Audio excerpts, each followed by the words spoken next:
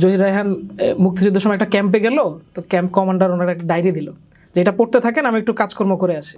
1 লক্ষ থেকে 1.5 লক্ষ মানুষ সম্মুখ যুদ্ধে অংশগ্রহণ করছে, বাকি 7 কোটি মানুষ এখানে তো ভিকটিম ছিল। কিন্তু শর্মিলা বসুর ডেড রেকর্ডিং পড়লে আমি কোনো মেথোডোলজি পাই না। কিন্তু আলটিমেটলি বাংলাদেশ সরকার আসলে কখনো ওই ধরনের জরিপ করা বা কমপ্লিট একটা অ্যানালাইসিস করার চেষ্টা করে নাই।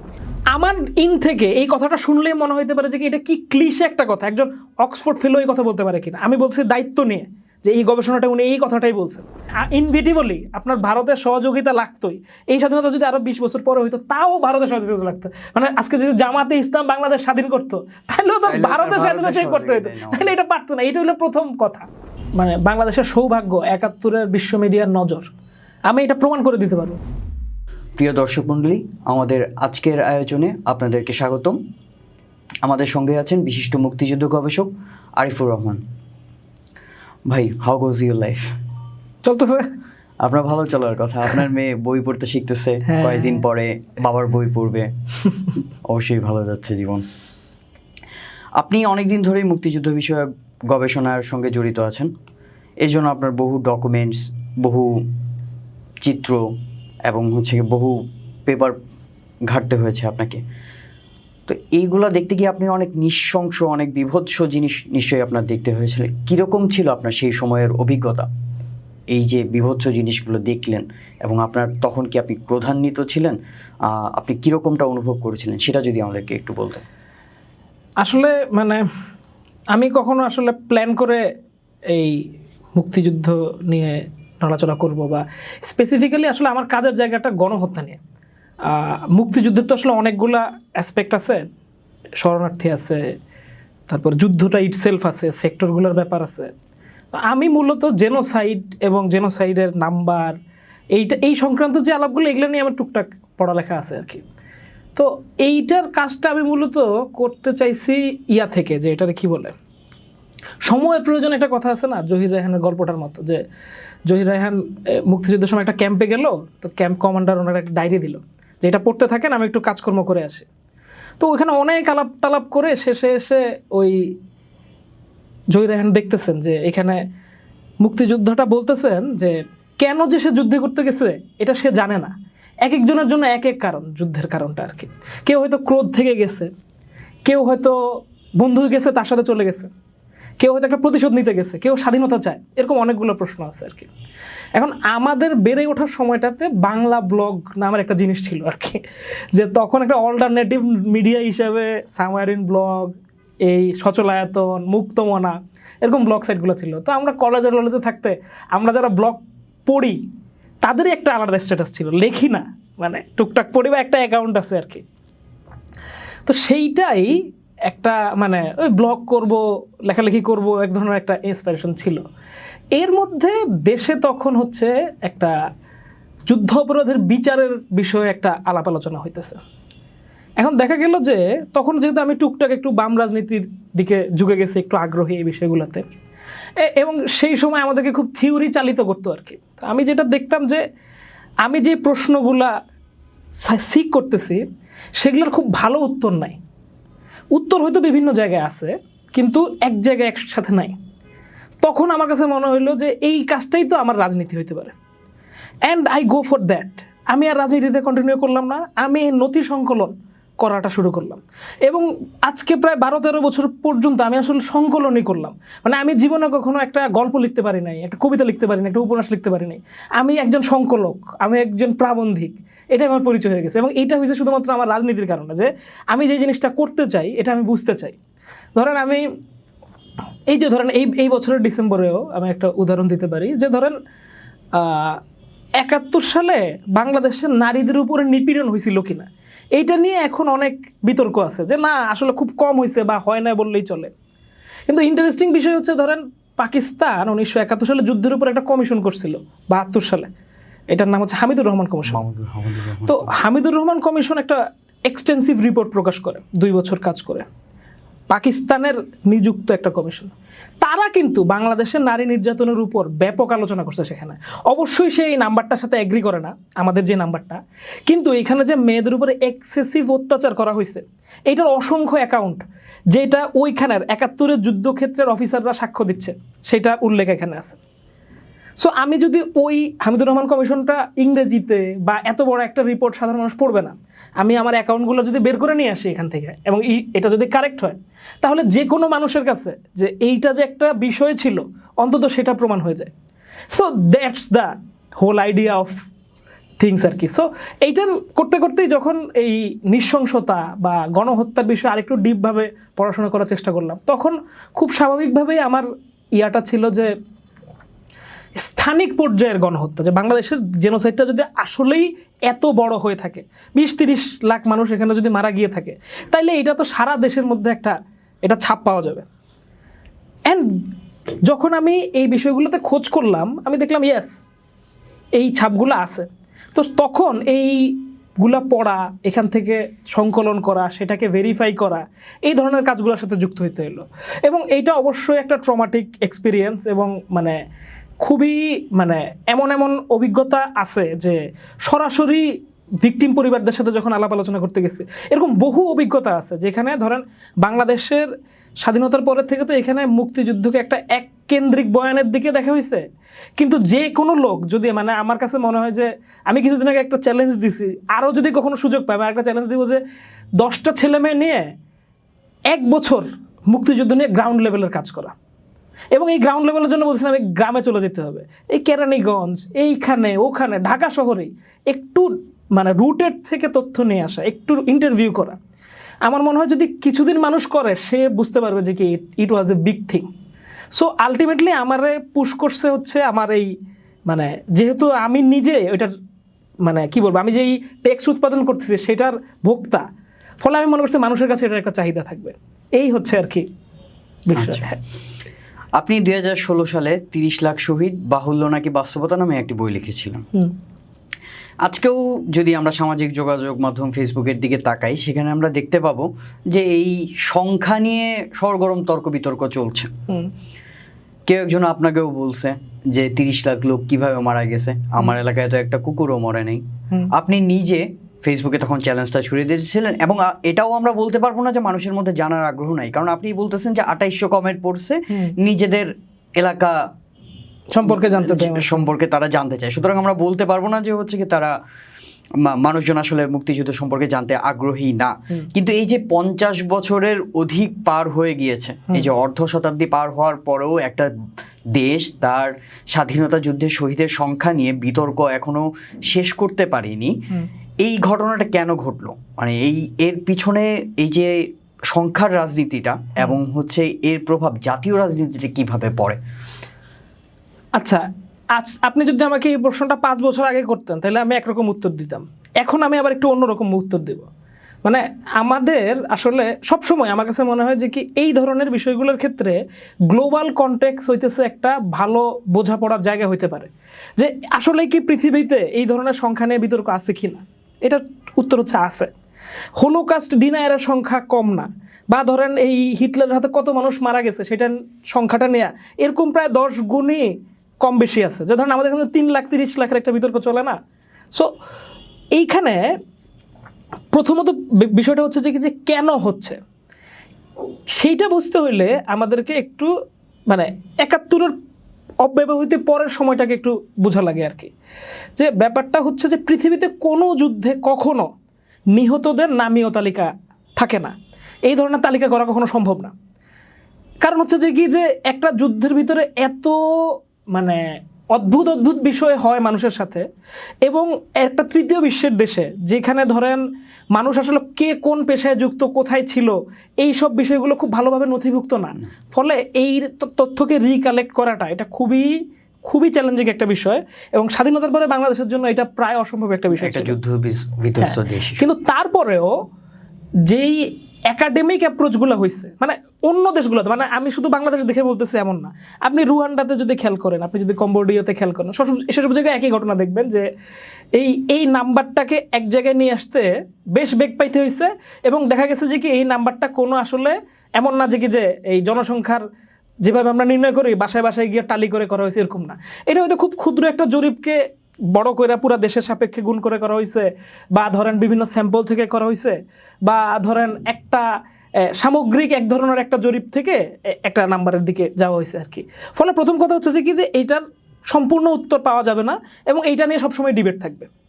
আরেকটা বিষয় হচ্ছে যে যেটা আমার কাছে মনে হয় যে কি এই জিনিসটা যদি আমরা জাতীয়ভাবে বুঝতে পারি তাহলে এই সংক্রান্ত সমস্যা অনেকটাই মিটে যেতে পারে।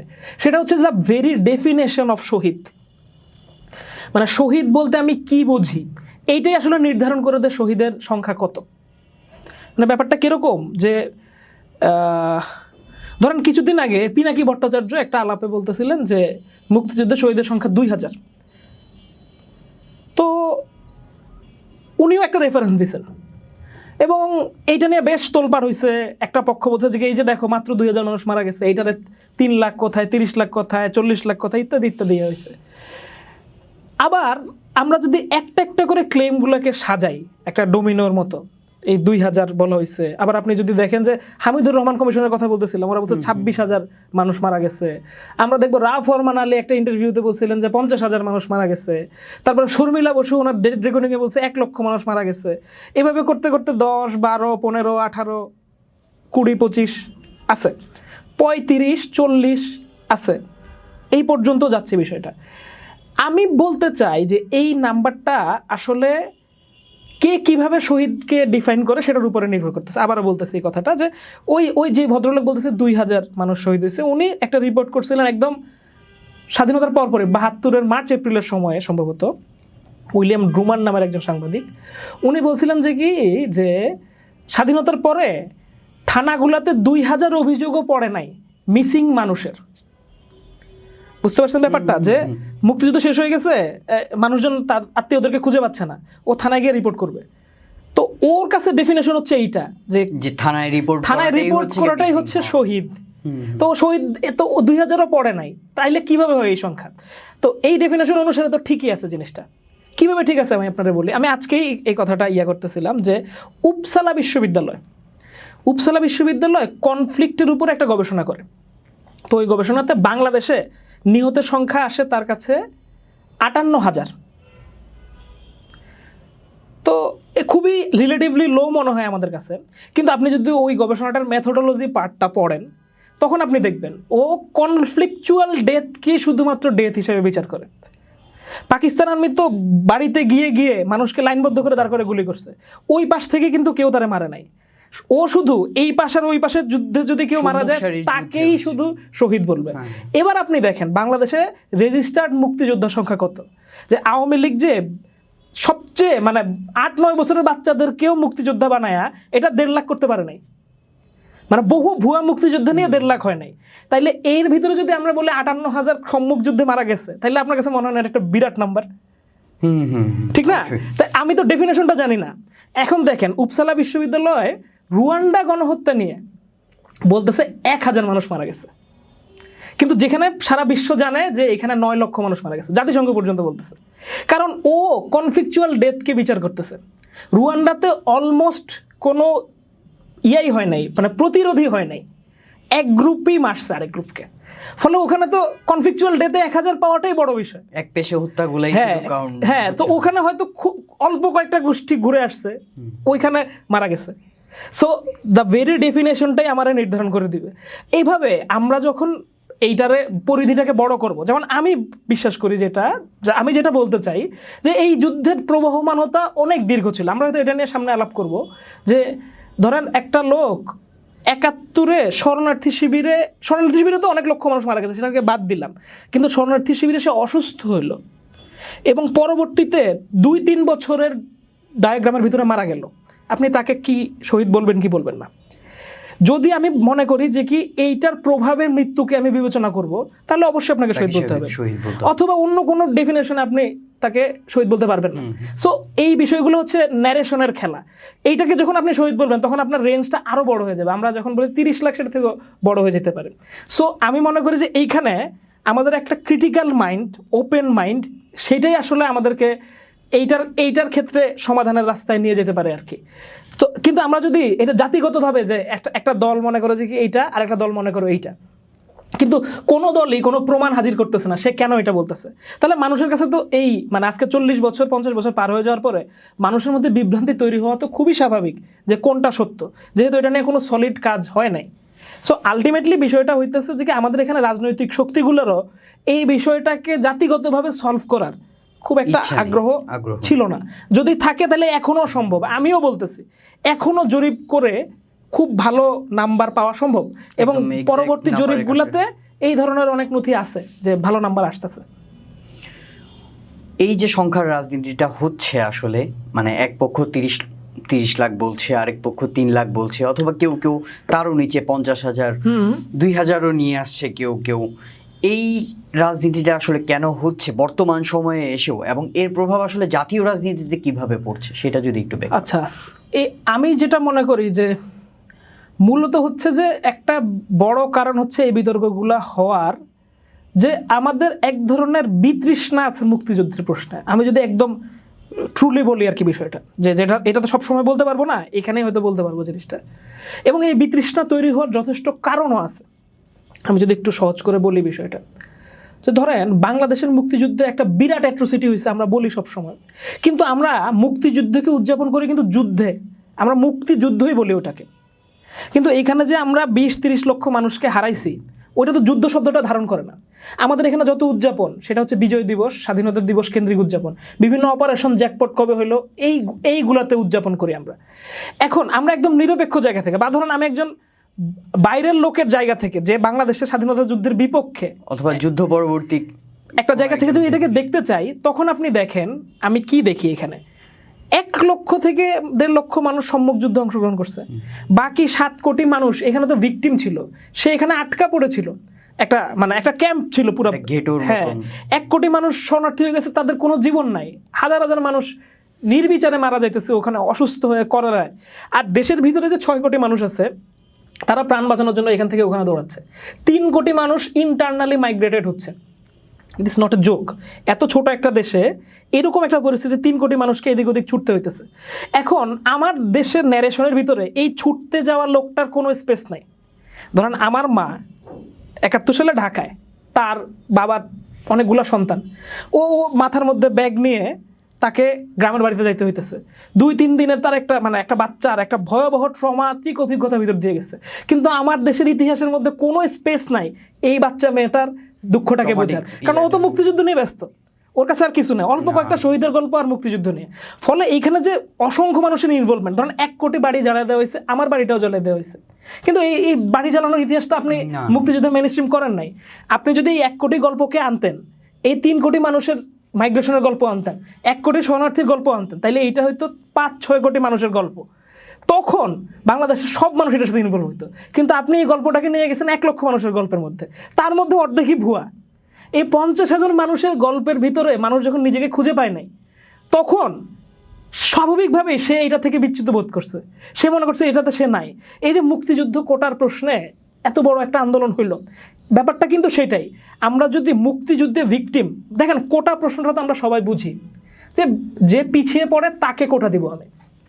মুক্তিযুদ্ধে পিছিয়ে পড়া মানুষ হচ্ছে শহীদ পরিবার। তা 30 লক্ষ শহীদ পরিবার কি মুক্তিযুদ্ধে কখনো কোটা পাইছে কোনো বিশ্ববিদ্যালয়ে ভর্তিতে? তা তো পায় নাই। যে শহীদ, তার বাবাটা মরে গেছে মানে কি, ওর জীবনটা খুব দুর্বিষহ, আপনি অনেকদিন তারে কোটা দিতে পারতেন, কিন্তু না, আপনি যে যুদ্ধ করছে তাকে যুদ্ধ করে যে আসছে সে তো বেঁচে আছে, সে তো কাজ করতে পারতেছে, হয়তো অনেকেই করতে পারছে, কিন্তু যে শহীদ সে তো করতে পারতেছে না। ফলে দ্য ভেরি জিনিসটা, দ্য ভেরি বিষয়টাকেই আমরা রিড করছি একটা জাতীয়তাবাদী জায়গা থেকে। আমরা রক্ষী বাহিনী করে মুক্তিযোদ্ধাদেরকে নিয়ে আসতে চেষ্টা করছি একটা বলয়ের ভিতরে। এইভাবে করে আমরা এই ক্লাস্টার করে জাতীয় কাছ থেকে মুক্তিযুদ্ধটাকে নিয়ে গেছি একদম যুদ্ধের পরে 72 সালে। সো এই সময়টা থেকে যে এই বিচ্যুতি শুরু হয়েছে, তো পরবর্তী প্রজন্মগুলা সে সেখানে হারাইছে, তাদের বেদনা আছে, কিন্তু সেই বেদনা বলার জায়গা আমার ইতিহাসে নাই। ফলে সে কেন এই ইতিহাসে শুনতে চাবে? এই যে 30 লক্ষ শহীদ, কেউ কেউ বলে থাকেন শেখ মুজিব ভুলে 30 লক্ষ বলে ফেলেছেন, কিন্তু আমরা জানি বিশ্বের বিভিন্ন নিউজ পেপারে হচ্ছে গিয়ে 30 লক্ষের কথা বলা হচ্ছে, সেই প্রেক্ষাপটটা যদি বলতেন যে এই ইতিহাসের প্রেক্ষাপট 30 লাখের প্রেক্ষাপট কি শুধুমাত্র শেখ মুজিবের ভাষণ, নাকি আরো অন্যান্য পত্রপত্রিকা এবং ডকুমেন্টস আমাদের রয়েছে? আচ্ছা আচ্ছা, এইটা ইন্টারেস্টিং প্রশ্ন, যে এখানে তো একটা খুব সহজ একটা যুক্তি দাঁড়া করে দেওয়া হয় যে শেখ মুজিব যেহেতু ইংরেজি বুঝতো না, 3,30,00,000 পার্থক্য বুঝতে না পেরে উনি 3 মিলিয়ন বলে ফেলছেন 3 লাখ বলতে গিয়ে। এবং এইটার উদ্যোক্তা হইতেছেন ওই সময় বিবিসির সিরাজ সাহেব, বিবিসির প্রধান ছিলেন যিনি, উনি বলতেছেন যে কি আমি ওনাকে বলছি 3 লাখ মারা গেছে, উনি সাংবাদিকদের বলার সময় 3 মিলিয়ন বলে ফেলছেন। আমি আসলে এইটাতে শেখ মুজিবুর রহমান কি বললো না বললো এটাতে এই শহীদের সংখ্যাটা নির্ধারণ করবে না, এটা নির্ধারণ করবে আসলে ডাটা কি বললো, তথ্য কি বললো। তো এখন তো 71 সালে একটা ইন্টারেস্টিং বিষয় হচ্ছে 71-এ বাংলাদেশের দিকে সারা বিশ্বের নজর ছিল। আপনি এখন পর্যন্ত বাংলাদেশের 54 বছরের ইতিহাসে সবচেয়ে বেশি পরিমাণ নিউজ 71 সালে হয়েছে বাংলাদেশ নিয়ে। একটা স্বাধীন হচ্ছে দেশ, এই কনসার্ট ফর বাংলাদেশ হচ্ছে, সারা বিশ্বব্যাপী আলোড়ন চলতেছে, মানে বড় বড় রিপোর্টাররা চলে আসতেছে ইন্ডিয়াতে, হ্যাঁ মাদার তেরেসা কথা বলতেছে, নোবেল পুরস্কার বিজয়ীরা বিবৃতি দিচ্ছে, মানে একটা বিরাট ব্যাপার আর কি ওই সময়। তো ওই সময়ের আন্তর্জাতিক পত্রপত্রিকাগুলো যদি আমরা দেখি তাহলে একটা ক্রোনোলজি দেখতে পাই আর কি শহীদের সংখ্যা বৃদ্ধির। মানে 30 লক্ষ শহীদ তো হঠাৎ করে টুপ করে মারা যাবে না। 25শে মার্চ ধরেন 10,000, তারপরে 20,000, 30,000 এইভাবে করেই হইতে হবে, যদি হয় আর কি এই সংখ্যাটা সত্য। ক্রিটিক্যালি যদি আমরা এটা দেখি আর কি। সো আমরা যদি এইটারে সংবাদপত্রগুলোকে দিচ্ছি, আমি আমার বইতে এটার আলাপটা করছি, তো এরকম প্রায় 8-10টা সংবাদপত্রের রেফারেন্স পাওয়া যায় 16 ডিসেম্বরের আগে। এমনকি আমার মনে আছে 1971 সালের সেপ্টেম্বর বা অক্টোবরের 1 তারিখে লন্ডন থেকে প্রকাশিত the Hampstead and Highgate express পত্রিকা বলছিল যে বাংলাদেশে এখন পর্যন্ত 20 লক্ষ মানুষ মারা গেছে। তাহলে টাইমলাইনটা চিন্তা করেন, অক্টোবর মাসে 20 লক্ষ যদি হয় তাহলে ডিসেম্বর পর্যন্ত 30 লক্ষ হওয়াটা খুব বেশি অস্বাভাবিক কিছু। আবার শেখ মুজিবুর রহমান তো দেশে আছেন 8 তারিখে, তো এর আগ পর্যন্ত আমরা প্রায় 1 ডজন পত্রপত্রিকা খুঁজে পাই যেগুলো পত্রিকাগুলো 30 লক্ষ শহীদের কথা বলে। এর মধ্যে রাশিয়ার প্রাভদা পত্রিকা এইটা জানুয়ারির 3 তারিখে 1972 সালের 30 লক্ষ মানুষ মারা গেছে এরকম একটা রিপোর্ট করে। এরপরে মর্নিং নিউজ, অবজারভার, অনেক পত্রিকাই এটাকে কোট করে আর কি। তো আলটিমেটলি এইটা আসলে এই নাম্বারটাকে সেটেল করে নাই, এই নাম্বারটাকে সেটেল করছে আসলে সারা দেশ থেকে প্রাপ্ত তথ্যগুলো। তো ওই যে পত্রপত্রিকাগুলোতে যে স্থানীয় পর্যায়ের যে ডাটাগুলো ছিল ওই ডাটাগুলো থেকে একটা গ্রোস আইডিয়া করা হয়েছে যে এখানে হয়তো এই লেভেলের মানুষ মারা গিয়ে থাকতে পারে। সো 30 লাখ বিষয়টা তো আসলে একটা আইকনিক ব্যাপার, এটা আসলে একটা কম বা একটা বেশি হওয়ার সাথে এটা নির্ভর করে না আর কি, 60 লাখ ইহুদির মতো আর কি বিষয়টা। সো এইখানে নির্ভর করে বিষয়টা যে এইটা আসলে প্রকলিত বা এই আসল ঘটনার কত কাছে যায়। সো আমি একজন মানে একাডেমিক জায়গা থেকে বিষয়টাকে মনে করি যে এইটা আসলে মিলিয়নস, যখন আমরা বলবো যে লক্ষ লক্ষ, এই লক্ষ লক্ষটা আসলে কত দূর যাবে সেইটাই আসলে আমাদেরকে বুঝাই দিবে। যে আমি যদি কেউ যদি মনে করে যে 20 লাখ এই সংখ্যাটা, আমি তার সাথে তর্ক করতে পছন্দ করব না। কিন্তু কেউ যদি মনে করে এই সংখ্যাটা আসলে 10,000, তখন গিয়ে হইতেছে একটা আলাপের জায়গায়। সেখানে আমি জাস্ট শেষ করে এই জায়গাটা দিয়ে যে যেহেতু 30 লাখের বিপরীতে দীর্ঘদিনে বাংলাদেশে 3 লাখ শহীদের একটা কথা বলা হইতো, দেখেন 3 লাখ একটা অনেক বড় নাম্বার, এবং এত ছোট একটা দেশের হওয়ার জন্য আশেপাশের ডেমোগ্রাফিতে এটা একটা হিউজ ব্যাপার। যদি 3 লাখ হইতো, বাংলাদেশের লিটারেচার আজকে যেখানে আছে 3 লাখ শহীদদের জজবার উপরে এই লিটারেচার নির্মিত হওয়ার জন্য যথেষ্ট। কিন্তু আমি আসলে কোনো একাডেমিক পড়ালেখায় 3 লাখ শহীদের কোনো ডকুমেন্টেশন পাই নাই। 30 লাখের পক্ষেও কিছু ডকুমেন্টেশন পাওয়া যায়, কিন্তু 3 লাখ না সংখ্যাটা, এইটা অন্তত কম আছে, বেশি আছে, এটা কম বেশি হয়ে যাবে। 3 লাখের আমি আসলে কোনো সেই জায়গা থেকে আসলে গুলিয়ে ফেলার যে বিষয়টা, সেই বিষয়টা এটা খাটে না মনে হয়। শর্মিলা বোসের কথা আসলো আমাদের মাঝখানে, তার বই ডেড রেকর্ডিং, সেখান থেকে অনেকে কোট করে বলেন যে 50,000 থেকে 1 লাখ শহীদের সংখ্যা হতে পারে। তার যে গবেষণার প্রসেস, সেই গবেষণার প্রসেসটাতে আসলে কি কারণে ফ্লড বা তার এস্টিমেটটা এত কম দেখাচ্ছে, সেই বিষয়টা যদি একটু সহজ কথায়। এইটাই মানে বাংলাদেশের দুঃখ আমার কাছে মনে হয় যে চীনের দুঃখ হুয়াংহো নদীর মতো আর কি। ধরেন উপসালা বিশ্ববিদ্যালয় যখন 58,000 বলতেছে শহীদের সংখ্যা, আমি তার একটা মেথোডোলজি পাই, কিন্তু শর্মিলা বসুর ডেড রেকর্ডিং পড়লে আমি কোনো মেথোডোলজি পাই না। উনি প্রচুর আলাপ আলোচনা করে একটা জায়গায় গিয়ে বলছে আমার কাছে মনে হয়েছে 50,000 থেকে 1 লক্ষ মানুষ মারা গেছে। মানে উনি ডেফিনেশনের প্যারাই নেন নাই, এমনকি উনিই প্রথম আসলে ড্রুমান্ডের কথা বলছে যে 2000 শহীদের কথাটা, উনিই প্রথম ওনার বইতে কোট করছে 2000। উনি যদি 2000 বলতো, ড্রুমান্ডের একটা ডেফিনেশন আছে ভাই, Sharmila Basu has no definition. Sharmila Basu একজন অক্সফোর্ড ফেলো, উনি ভালো রিসার্চার, কিন্তু উনি বাংলাদেশের গণহত্যার ক্ষেত্রে এটা একটা পলিটিসাইজ রিসার্চ করছেন। এখন এই কথাটা বললে আমাকে খুবই মনে হতে পারে যে সংকীর্ণ জায়গা থেকে দেখতেছি ব্যাপারটা। আমি কয়েকটা উদাহরণ দিই বিষয়টা, যে কেউ যাচাই করে দেখুক। যেমন শর্মিলা বসুর একটা খুব ভালো গবেষণা আছে বাংলাদেশের, মানে 71 প্রশ্ন যে ওনার খুব ঝামেলা, এই ঝামেলাটা আমি বুঝতে চাই। উনি বলতেছে যে কি বাংলাদেশে 71-এ নারীদেরকে কিভাবে ব্যবহার করছে বাংলাদেশ 71-কে খারাপ প্রমাণ করার জন্য। তো সেইখানে উনি 2-3 জন অ্যাকাউন্ট আনছেন, মানে সাক্ষ্য আনছেন। এর মধ্যে একজন সাক্ষ্য হচ্ছেন খুবই প্রমিনেন্ট বীরাঙ্গনা ফেরদৌসী প্রিয়ভাষিনী। তো ফেরদৌসী প্রিয়ভাষিনী সম্পর্কে উনি একদম গবেষণার স্ট্রাকচারের ভিতরে উনি আলাপ করতেছেন যে ফেরদৌসী প্রিয়ভাষিনী পাকিস্তানি আর্মিদের সাথে নিজের ইচ্ছে চলে গেছিলেন, কারণ পাকিস্তানি আর্মিরা তাকে বিভিন্ন পার্টি টার্টিতে নিয়ে যেত, সুতরাং সে আসলে বীরাঙ্গনা না। এখন আমার থেকে এই কথাটা শুনলেই মনে হইতে পারে যে কি এটা কি ক্লিশে একটা কথা, একজন অক্সফোর্ড ফেলো এই কথা বলতে পারে কিনা। আমি বলছি দায়িত্ব নিয়ে যে এই গবেষণাটা উনি এই কথাটাই বলছেন, যে একজন কমফোর্ট গার্ল ছিলেন উনি স্বেচ্ছায় গেছেন। মানে এইটা যদি কারো ডেফিনেশন হয় বা মনস্তত্ত্ব হয়, তার কাছ থেকে আমি আসলে কি আশা করব। উনি ওইখানে বলতেছেন যে কি বাংলাদেশে এই রোকেয়া হলে মেয়েদেরকে ঝুলায় রাখার কথা বলে বাংলাদেশের ইতিহাস ন্যারেটিভে, কিন্তু যদি মেয়েদেরকে ঝুলায় রাখা হইতো তাহলে তো মাথার খুলি উঠে যেত, এভাবে তো ঝুলায় রাখা সম্ভব না। এইরকম টেকনিক্যালিটির জায়গাগুলো নিয়ে উনি আলাপ করতেছেন, কিন্তু এই সাক্ষ্যগুলা যেই বর্গ থেকে আসতেছে সেই বর্গের, মানে ধরেন একজন সুইপার বা একজন আমরা জানি যে এই সাক্ষ্যগুলা যে মুক্তিযুদ্ধ দলিলপত্রে আসতেছে, কারা দিতেছেন এই সাক্ষ্যগুলা, তো তার কাছ থেকে আপনি কি এই টেকনিক্যালিটি পান কিনা। এবং ফাইনালি মানে টেকনিক্যালিটি পান কিনা বলতে এইটা বোঝাতে চাচ্ছি যে একটা মানুষকে চুল দিয়ে ঝুলে রাখা হয়েছে, সাপোর্টের পাটা বেঁধে রাখা হয় নাই, এটা আপনি কিভাবে নিশ্চিত হলেন? ওই সাক্ষ্যে এই কথাটুকু উনি উল্লেখ করার নাই দেখেই কি নিশ্চিত হলেন আপনি? সেটাই যদি হয় তাহলে হামিদুর রহমান কমিশন, আমি একদম দায়িত্ব নিয়ে বলতেছি, হামিদুর রহমান কমিশন নিজে বলতেছে যে কি বাংলাদেশে পাকিস্তান আর্মি মেয়েদেরকে ক্যাপটিভ করে বাংকারে রাখতো এবং এখানে মেয়েদের সাথে অ্যাক্সেস করা হয়েছে। তো হামিদুর রহমান কমিশন কেন বলতেছে এই কথা যে বাংকারে রাখতো? তার মানে শর্মিলা বসু মোর হামিদুর রহমান কমিশনের থেকেও 2 ডিগ্রি বাড়ায় কথা বলার চেষ্টা করতেছেন। হামিদুর রহমান কমিশন বলতেছে যে কি যে নিয়াজি সৈনিকদেরকে এমনভাবে রেপ করতে উৎসাহিত করতেন যে দেখা গেল যে কি হইল, একটা পাকিস্তানি অফিসার বলতেছে যে আমরা এটা নিয়ে প্রতিবাদ করতাম, কিন্তু জওয়ানরা বলতো যে যেখানে কমান্ডার নিজে রেপিস্ট সেখানে আমাদেরকে তোমরা কেন কথা বলো। হামিদুর রহমান কমিশন বলতেছে এই কথা। আর এদিকে শর্মিলা বসু বলতেছে যে বাংলাদেশি মেয়েরা ঝাঁকে ঝাঁকে পাকিস্তানি অফিসারদের সাথে চলে যেত, মানে এত নোংরা তার অ্যাপ্রোচ।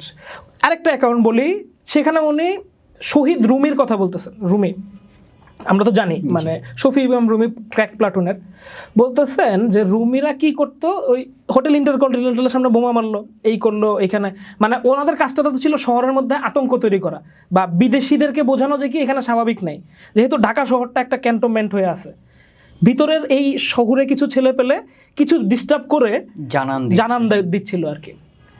এবং ও এরকম একটা অ্যাকাউন্ট উনি দেখাচ্ছেন যে রুমিরা একটা হাই কমিশনের সামনে বোমা বিস্ফোরণ করছে। তো শর্মিলা বসু বলতেছেন যে রুমি যদি মনে করে যে একটা দূতাবাসের সামনে বোমা বিস্ফোরণ করে সে মুক্তিযোদ্ধা, তাইলে পাকিস্তান আর্মি ওকে হত্যা করলে ও আসলে খারাপ হয়ে যায় না। তো এই যে দেখেন এই অ্যান্টাগনাস পজিশনটা যে সে দাঁড়া করাইলো এইভাবে যে ও তো আসলে একটা দুষ্কৃত কর্ম করতেছিল, ও তো শান্তির পক্ষে ছিল না। তাহলে এই টোটাল ন্যারেটিভটা ইটসেলফ যদি কেউ আসলে খোলা মন নিয়ে না পড়ে, টোটাল ন্যারেটিভটা ইটসেলফ হইতেছে যে কি একটা নির্দিষ্ট বয়ানকে এস্টাবলিশ করার জন্য। এবং শর্মিলা বসু এই যে ওনার শহীদের সংখ্যাটা বলতেছেন, সেটার কোনো ম্যাথোডোলজি উনি দুর্ভাগ্যজনকভাবে আমাদের সামনে হাজির করেন নাই। যদি হাজির করতো তাহলে আমরা আসলে খুব সাহসের সাথেই সেইটাকে অ্যানালাইজ করতে পারতাম যে কোন ডেফিনেশনের আওতায়। যেটা আমি বলতেছিলাম যে উপসালা বিশ্ববিদ্যালয়ের গবেষণাটা কিন্তু আমি মানি যে এই 57,000 মানুষ শহীদ, একটা ডেফিনেশন আছে, কিন্তু Sharmila Basu has no definition ইয়ে করে।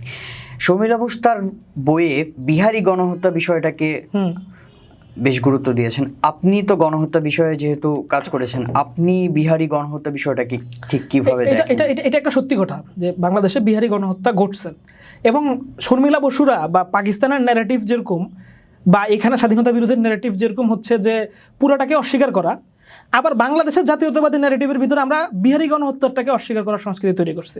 এটা আসলে খুব মানে এই সময় এসে আর কি, হয়তো প্রথম মানে প্রাইমারি ইম্পালস এটা সম্ভব ছিল না, কিন্তু 3 প্রজন্ম পরে এসে আসলে এটা একটু কঠিন এই বিষয়টা। কারণ হচ্ছে এখানে বিহারি গণহত্যাটা যদি এরকম কনফ্লিকচুয়াল হইতো তাহলে আমরা কিছু ক্ষেত্রে মেনে নিতে পারতাম যে বিহারিরা মারতে আসছে, আমরা যুদ্ধে জড়াইছি, যুদ্ধে মারা গেছে।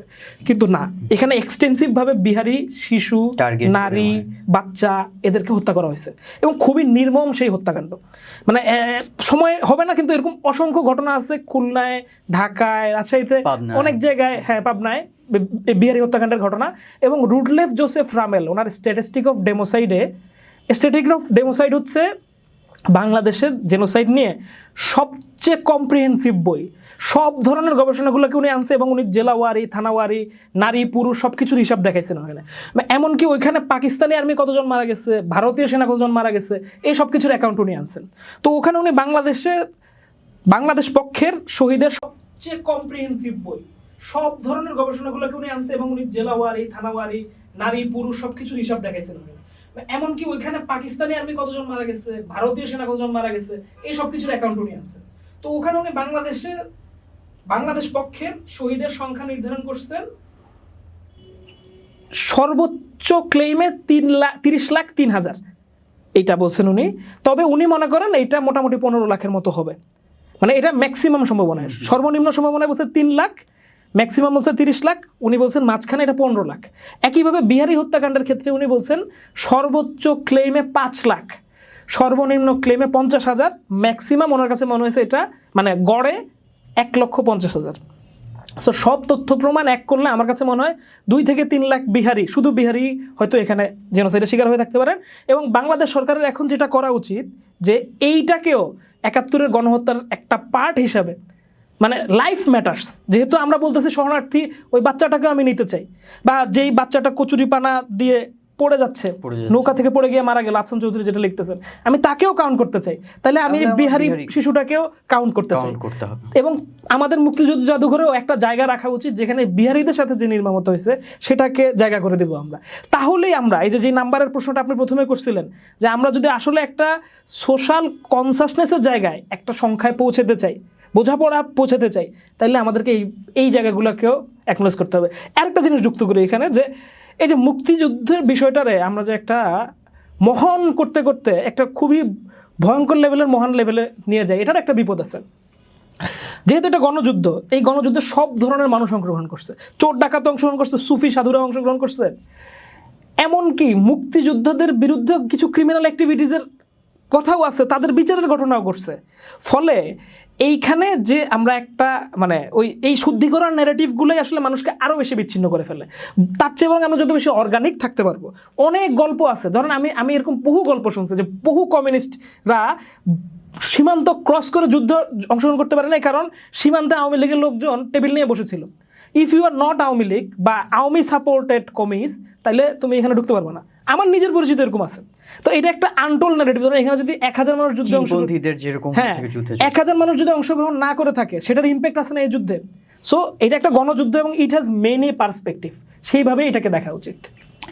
বাংলাদেশ সরকার কি কখনো এই শহীদের সংজ্ঞাটাকে একটা পূর্ণাঙ্গ রূপ দিতে চেষ্টা করেছে কিনা? এইটার যেসব ডকুমেন্ট পাওয়া যায় সেটা আসলে খুব শক্ত কোনো জায়গায় আমাদেরকে নিয়ে যায় না আর কি। কারণ হচ্ছে যে ও স্বাধীনতার পরপরই একটা কমিশন গঠন করছিল, এবং সেই কমিশনগুলার ফলাফল আমরা আসলে কখনো হাতে পাইনি আর কি। ফলে 2 ধরনের তথ্যই পাওয়া যায় আর কি। যেমন এক ধরনের তথ্য বলে যে কি যে শেখ মুজিবের কাছে 2000 রিপোর্ট আসছিল এবং শেখ মুজিব বলছে এত কম পাওয়া গেছে, তাইলে এটা ফালায় দাও। আবার আমি জানি যে কল্যাণ চৌধুরীর জেনোসাইড ইন বাংলাদেশ গ্রন্থে উনি জেলাওয়ারি শহীদের তালিকা হিসাব করে 12,50,000 মানুষ হত্যাকাণ্ডের শিকার হয়েছেন, এরকম একটা হিসাব দিচ্ছেন, এবং এটা বাংলাদেশ সরকার অ্যাকনলেজড। সো এই ধরনের হিসাবের তথ্য আমাদের কাছে আছে আর কি। কিন্তু আলটিমেটলি বাংলাদেশ সরকার আসলে কখনো ওই ধরনের জরিপ করা বা কমপ্লিট একটা অ্যানালাইসিস করার চেষ্টা করে নাই। সে একটা আইকনিক নাম্বারের উপরে ভিত্তি করেই এটা, সেটা যতই মুক্তিযুদ্ধপন্থী সরকারই আসুক কখনোই সেই চেষ্টাটা করা হয়নি। আপনারা 2013 সালে শাহবাগে যুদ্ধাপরাধীদের বিচারের দাবিতে আন্দোলন করেছিলেন। আপনার একটি বইও আছে, মুক্তিযুদ্ধ যুদ্ধাপরাধ। তো এই যে এখনকার সময়ে এসেও এই যে যুদ্ধাপরাধীদের বিচারটা, সেই বিচারটাকে প্রশ্নবিদ্ধ করা হচ্ছে। জামায়াতে ইসলামের লোকজন তারা দাবি করছে যে তাদের নেতৃত্ব রাজনৈতিক প্রতিহিংসার শিকার হয়েছিল। এই পরিস্থিতিটা কেন তৈরি হলো? খুব ভালো প্রশ্ন। এখানে আমি একটু সময় নেব বিষয়টাকে, যেহেতু এই ধরনের সুযোগ সবসময় হয় না। যে দেখেন, এই যুদ্ধ অপরাধের বিচার খুবই টেকনিক্যাল একটা বিষয়। আমাদের এখানে আমরা তো যে আবেগের সাথে জিনিসটা করছি, আমি ওই আবেগকে খাটো করতেছি না, মানে আমি আমার যৌবনেরও একটা বড় অংশ এই আবেগের পিছনে ব্যয় করছি। বিশ্বাস করবে না যে বহু যুদ্ধ অপরাধীদের পক্ষের বিপক্ষের সাক্ষীদের সাক্ষ্য কী এটা আমার মাথার ভিতরে আছে। তখন আমাদের এত গুরুত্বপূর্ণ মনে হইতো এই জিনিসগুলো। প্রত্যেকটা ইভেন্ট গুরুত্বপূর্ণ মনে হইতো। কিন্তু টেকনিক্যাল বিষয় কেন, এটা আমরা একটু বুঝি আগে। যে ধরেন, আমরা একটু আগে রুয়ান্ডা গণহত্যার কথা বলতেছিলাম না, রুয়ান্ডা গণহত্যাটাতে একটা কেস দেখে যে হুতু এবং তুৎসি দুইটা কমিউনিটি। তো তুৎসিদের উপরে হুতুরা গণহত্যা করলো, গণহত্যা শেষ হইল, তুৎসি সরকার হইল, জাতিসংঘ একটা বিচার করলো। এখন দেখেন, একটা ছোট দেশ, ওই দেশের ভিতরেরই দুইটা বড় কমিউনিটি যুদ্ধের মধ্যে লিপ্ত হয়ে গেছে। এই যুদ্ধে মানে যেহেতু একটা শ্রেণী ঘৃণার থেকে, বা মানে কি শ্রেণী না, এটা হচ্ছে যে কি জাতিগত ঘৃণা আর কি, হুতু কমিউনিটি তুৎসি কমিউনিটি। আমাদের এখানে যখন রিলিজিয়ান ট্যাগের উপরে, নট রিলিজিয়ান, জাতিগত, হ্যাঁ আলাপটা করা যাবে যে রিলিজিয়ান ট্যাগের অর্থটা কেন আলাদা। তো এই গ্রুপগুলার ধরেন ওই এদের মধ্যে অনেক আছে যে কি হাজব্যান্ড ওয়াইফ, কিন্তু যুদ্ধ শুরু হওয়ার পর হাজব্যান্ড ওয়াইফকে মেরে ফেলছে। যুদ্ধ না, মানে গণহত্যাটাতে আর কি, তুৎসি ওয়াইফকে মেরে ফেলছে।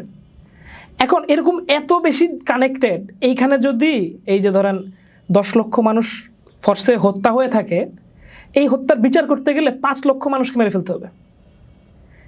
সো জর্জ স্ট্যান্টন ওনার বিখ্যাত প্রবন্ধ 8 স্টেজ অফ জেনোসাইড, এবং বাংলাদেশে যে জুলাইতে যা হয়েছে, আমার একটা খুব মানে গবেষণার কাজ করতেছে আমি, যে এই জুলাইতে জেনোসাইডের যেই লক্ষণগুলো দেখা গেছিল এই টর্চার বা কিলিংয়ের মধ্যে, সেটাকে নিয়ে আর কি, এই 8 স্টেজ অফ জেনোসাইড ধরে আমি বলতেছিলাম।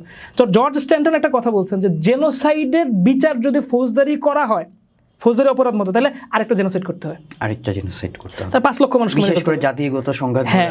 সো এইটা হলো ফার্স্ট কথা। আপনি কি আরেকটা জেনোসাইড করবেন? উত্তর হচ্ছে না। তাইলে আপনি আসলে ফিলোসফিক্যালি এমন একটা জায়গায় আছেন যে এইখানে আপনারা অনেক কিলারকে ছেড়ে দিতে হবে, জাস্ট কিচ্ছু করার নাই ভাই, পৃথিবীটাতেই এইটা করতে হবে, নাহলে আপনাকে এই আরেকটা জেনোসাইড হবে, ও আরেকটা জেনোসাইড করবে, ও আরেকটা জেনোসাইড করবে, এইটা কখনো শেষ হবে না। না, আপনি এখন পাকিস্তানি আর্মিতে যদি করতে পারতেন ট্রায়াল, তাহলে 92,000 লোককে ফাঁসি দিয়ে দিতেন আপনি, মানে সে তো ফাঁসির মতোই অপরাধ করছে। তো সেইখানে অনেক তত্ত্ব আছে, মানে আমরা যে মানে এই জেনোসাইড নিয়ে একটা জেনোসাইডের উপর আমরা এত বড় একটা আন্দোলন করলাম, কিন্তু এটার যে প্রাইমারি টেক্সটের রিডিং এইটাই আমাদের মধ্যে নাই। ধরেন একটা খুব গুরুত্বপূর্ণ টেক্সট হইতেছে যে ওই যে হিরোশিমা নাগাসাকিতে একটা বোমা ফালাইলো না আমেরিকা। এখন আপনি ধরেন এইটার যদি একটা ট্রায়াল করতে চান যে হিরোশিমায় যে বোমা ফেললো এটা বিচার করবো, কারণ আপনি কি পাইলটের বিচার করবেন যে টিপ দিয়ে বোমাটা ফেলে দিছে? করবো কি, মানে ও অপরাধী, কিন্তু এটা তো হয়েছে যে একটা টেবিলে বসে জেনারেলরা মিলে ঠিক করছে যে এইখানে গিয়ে এটা ফেলে দিবা। তাহলে আসলে আমি কার বিচারটা করব? না কমান্ডারের বিচার। কমান্ডারগুলো আমি তো জানি না, আমার কমান্ডে ছিল না। মানে দ্বিতীয় বিশ্বযুদ্ধে এই বিতর্কগুলো হয়েছে যে আমার নিয়ন্ত্রণে ছিল না, ওরা করে ফেলছে, আর ওরা বলছে আমাদেরকে বস অর্ডার দিছে, আমরা করছি। সো ট্রিগারটা চেপে দেওয়াটাই আসলে জেনোসাইডের বিচারের ক্ষেত্রে বা যুদ্ধোত্তর বিচারের ক্ষেত্রে যথেষ্ট না। আমাদের এখানে আমরা যদি এই যে ধরেন আন্তর্জাতিক অপরাধ ট্রাইব্যুনালে, এই অপরাধ ট্রাইব্যুনাল আগে কিন্তু আরেকটা বেসরকারি বিচার করছিলেন জাহানারা ইমাম। তো জাহানারা ইমাম গণ আদালত যে করলেন, সেইখানেও এই বুঝটা ছিল যেটা আমাদের আন্তর্জাতিক অপরাধ ট্রাইব্যুনালে এই বুঝটা আমরা এস্টাবলিশ করতে পারিনি। সেটা হচ্ছে রুয়ান্ডার অভিজ্ঞতা থেকে যদি আমরা দেখি, রুয়ান্ডা খুব টপ কয়েকজনের বিচার করে বাকিদেরকে গাসসা নামক সামাজিক আদালতের মাধ্যমে পুনর্বাসিত করে দিছে। পুনর্বাসিত কেমনে? তুমি অপরাধ স্বীকার করবা, কমিউনিটি যদি মনে করে তুমি খুব বেশি খারাপ, তাইলে তোমার এক ধরনের ট্রায়াল, আর যদি কমিউনিটি মনে করে ওকে ডান, তাইলে তোমার একটা প্রক্রিয়ার মধ্যে দিয়ে আবার সোসাইটিতে নিয়ে আসা যাবে। পুনর্বাসী। এবং এটা নিয়ে বহু সিনেমা টিনেমা হয়েছে যে কি যে বাবারে মেরে ফেলছে, ওরা আবার একসাথে এক রাস্তা দিয়ে চলাচল করে। সোসাইটি মানে দিস ইজ সো ক্রিটিক্যাল এবং ক্রুয়েল, শুনতে ক্রুয়েল লাগতে পারে।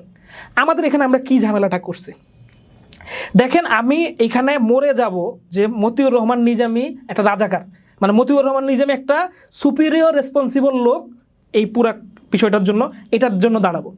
কিন্তু কাদের মোল্লাও যুদ্ধ অপরাধী, কিন্তু কাদের মোল্লা আর মতিউর রহমান নিজামী কি একই গ্রেভিটির যুদ্ধ অপরাধী কি না?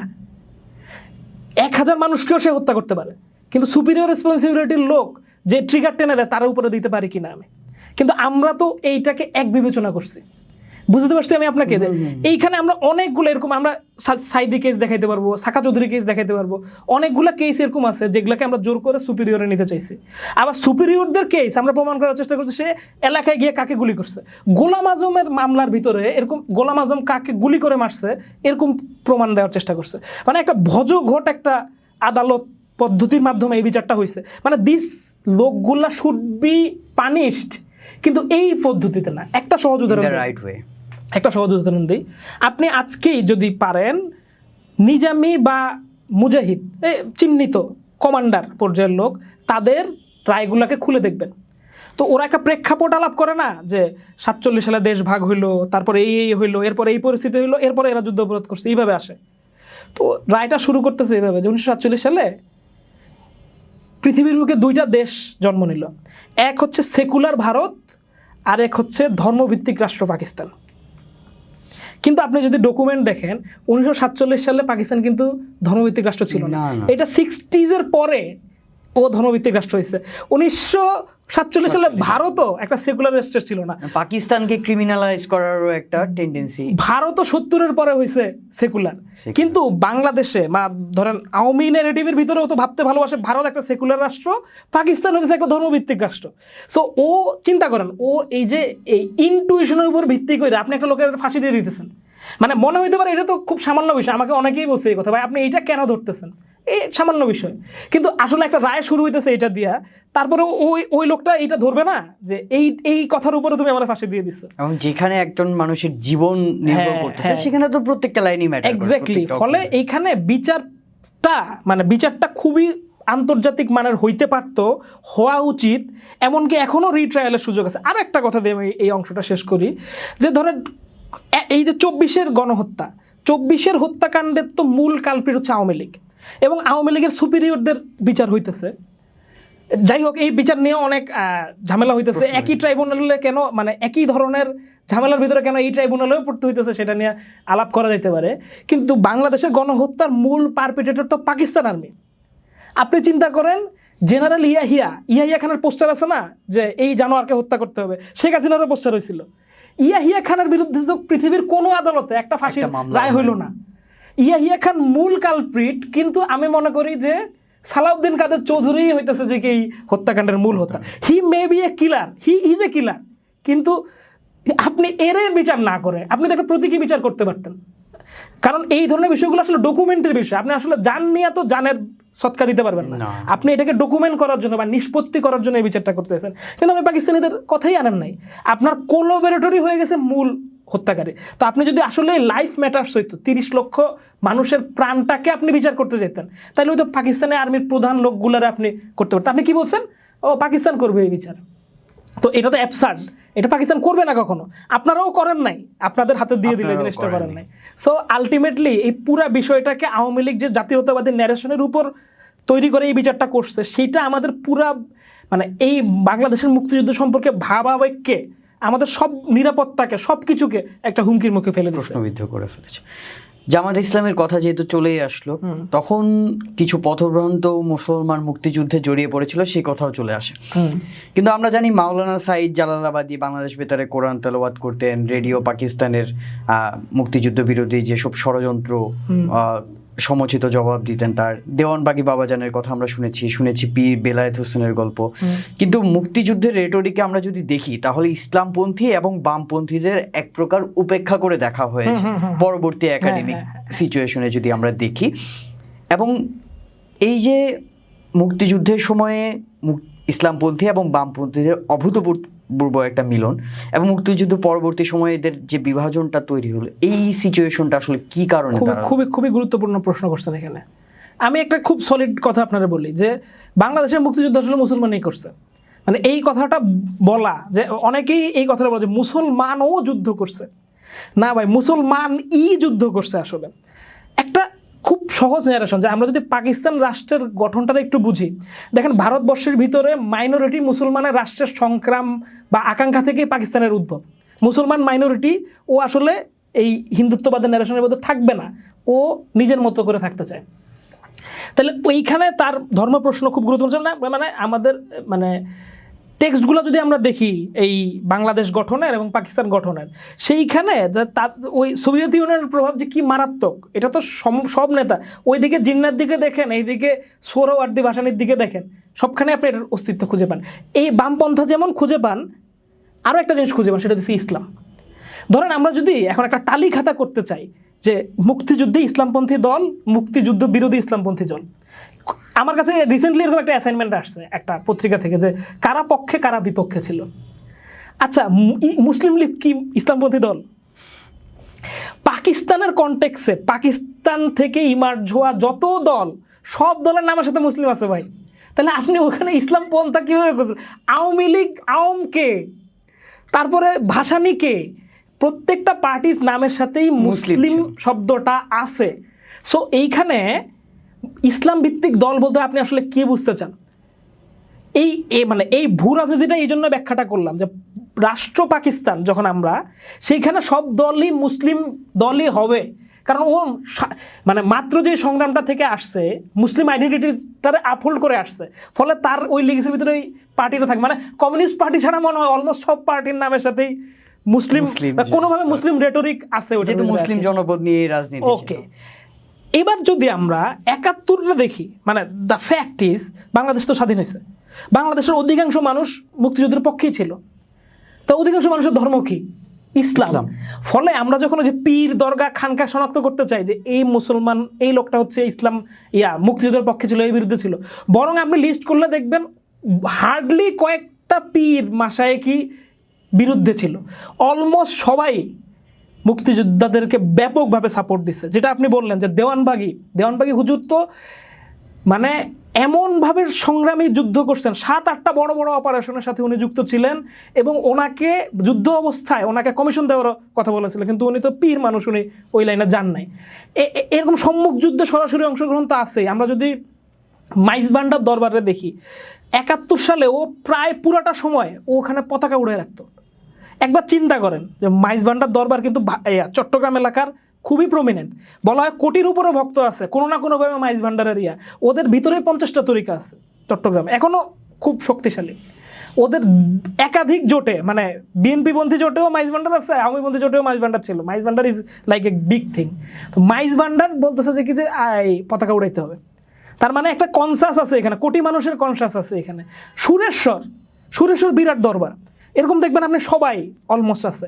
এমনকি যারা বিরোধিতা করছে তাদের ক্ষেত্রে বরং আপনি দেখবেন যে কি ওই সরাসরি দুর্নীতি শব্দটা আমি বলবো, কোনোভাবে পাকিস্তানিদের কাছ থেকে সরাসরি সুযোগ সুবিধা প্রাপ্ত, কোনোভাবে সে মনে করছে যে কি সে এখান থেকে ইনফ্লুয়েন্স করতে পারবে সোসাইটিকে, সে একটা হ্যাডাম হয়ে যেতে পারবে, এইটাকে ব্যবহার করে। আমি এই একটা ছোট উদাহরণ দিয়ে এটা শেষ করবো। ধরেন জামাতে ইসলামী তো পাকিস্তান বিরোধী দল, এ বিষয়ে কোনো সন্দেহ নেই।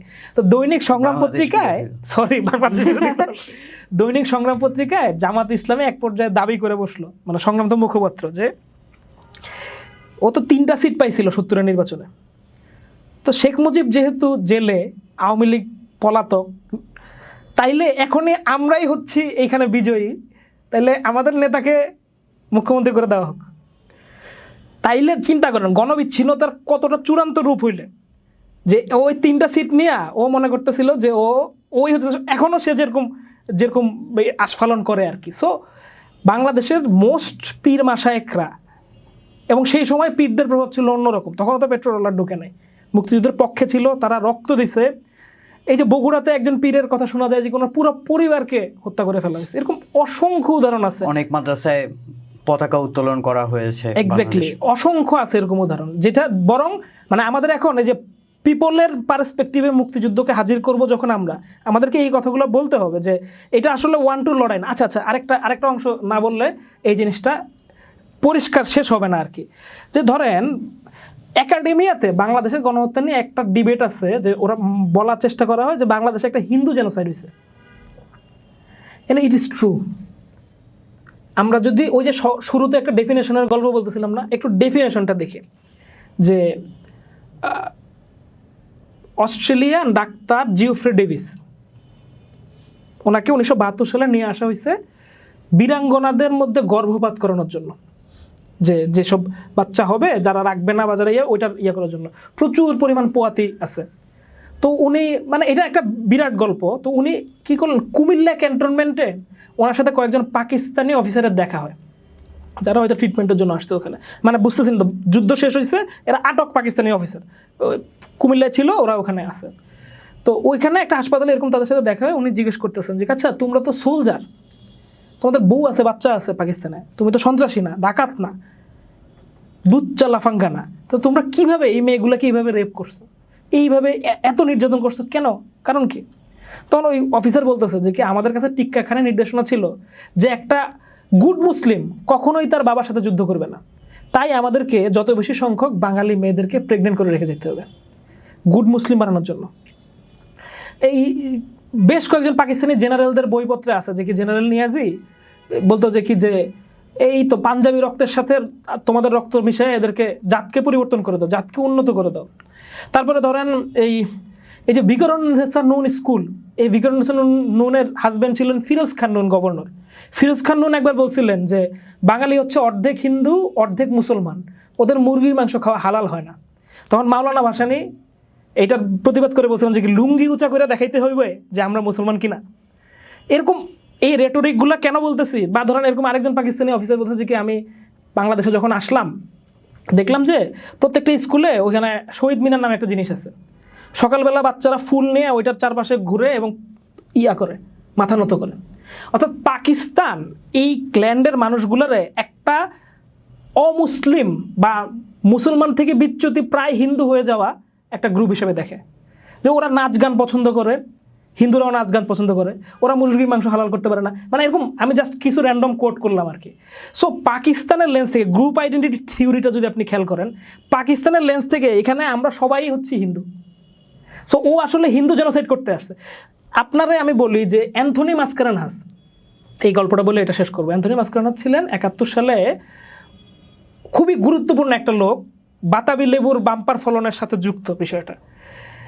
পাকিস্তান যে বাংলাদেশে সব কিছু ঠিকঠাক আছে এটা দেখানোর জন্য পাকিস্তান থেকে 8 জন সাংবাদিক নিয়ে আসছিল, যুদ্ধ অবস্থায় গণহত্যা চলতেছে ওই সময়, যে হ্যাঁ তোমরা দেখো সব কিছু নিয়ন্ত্রিতভাবে সব কিছু দেখে।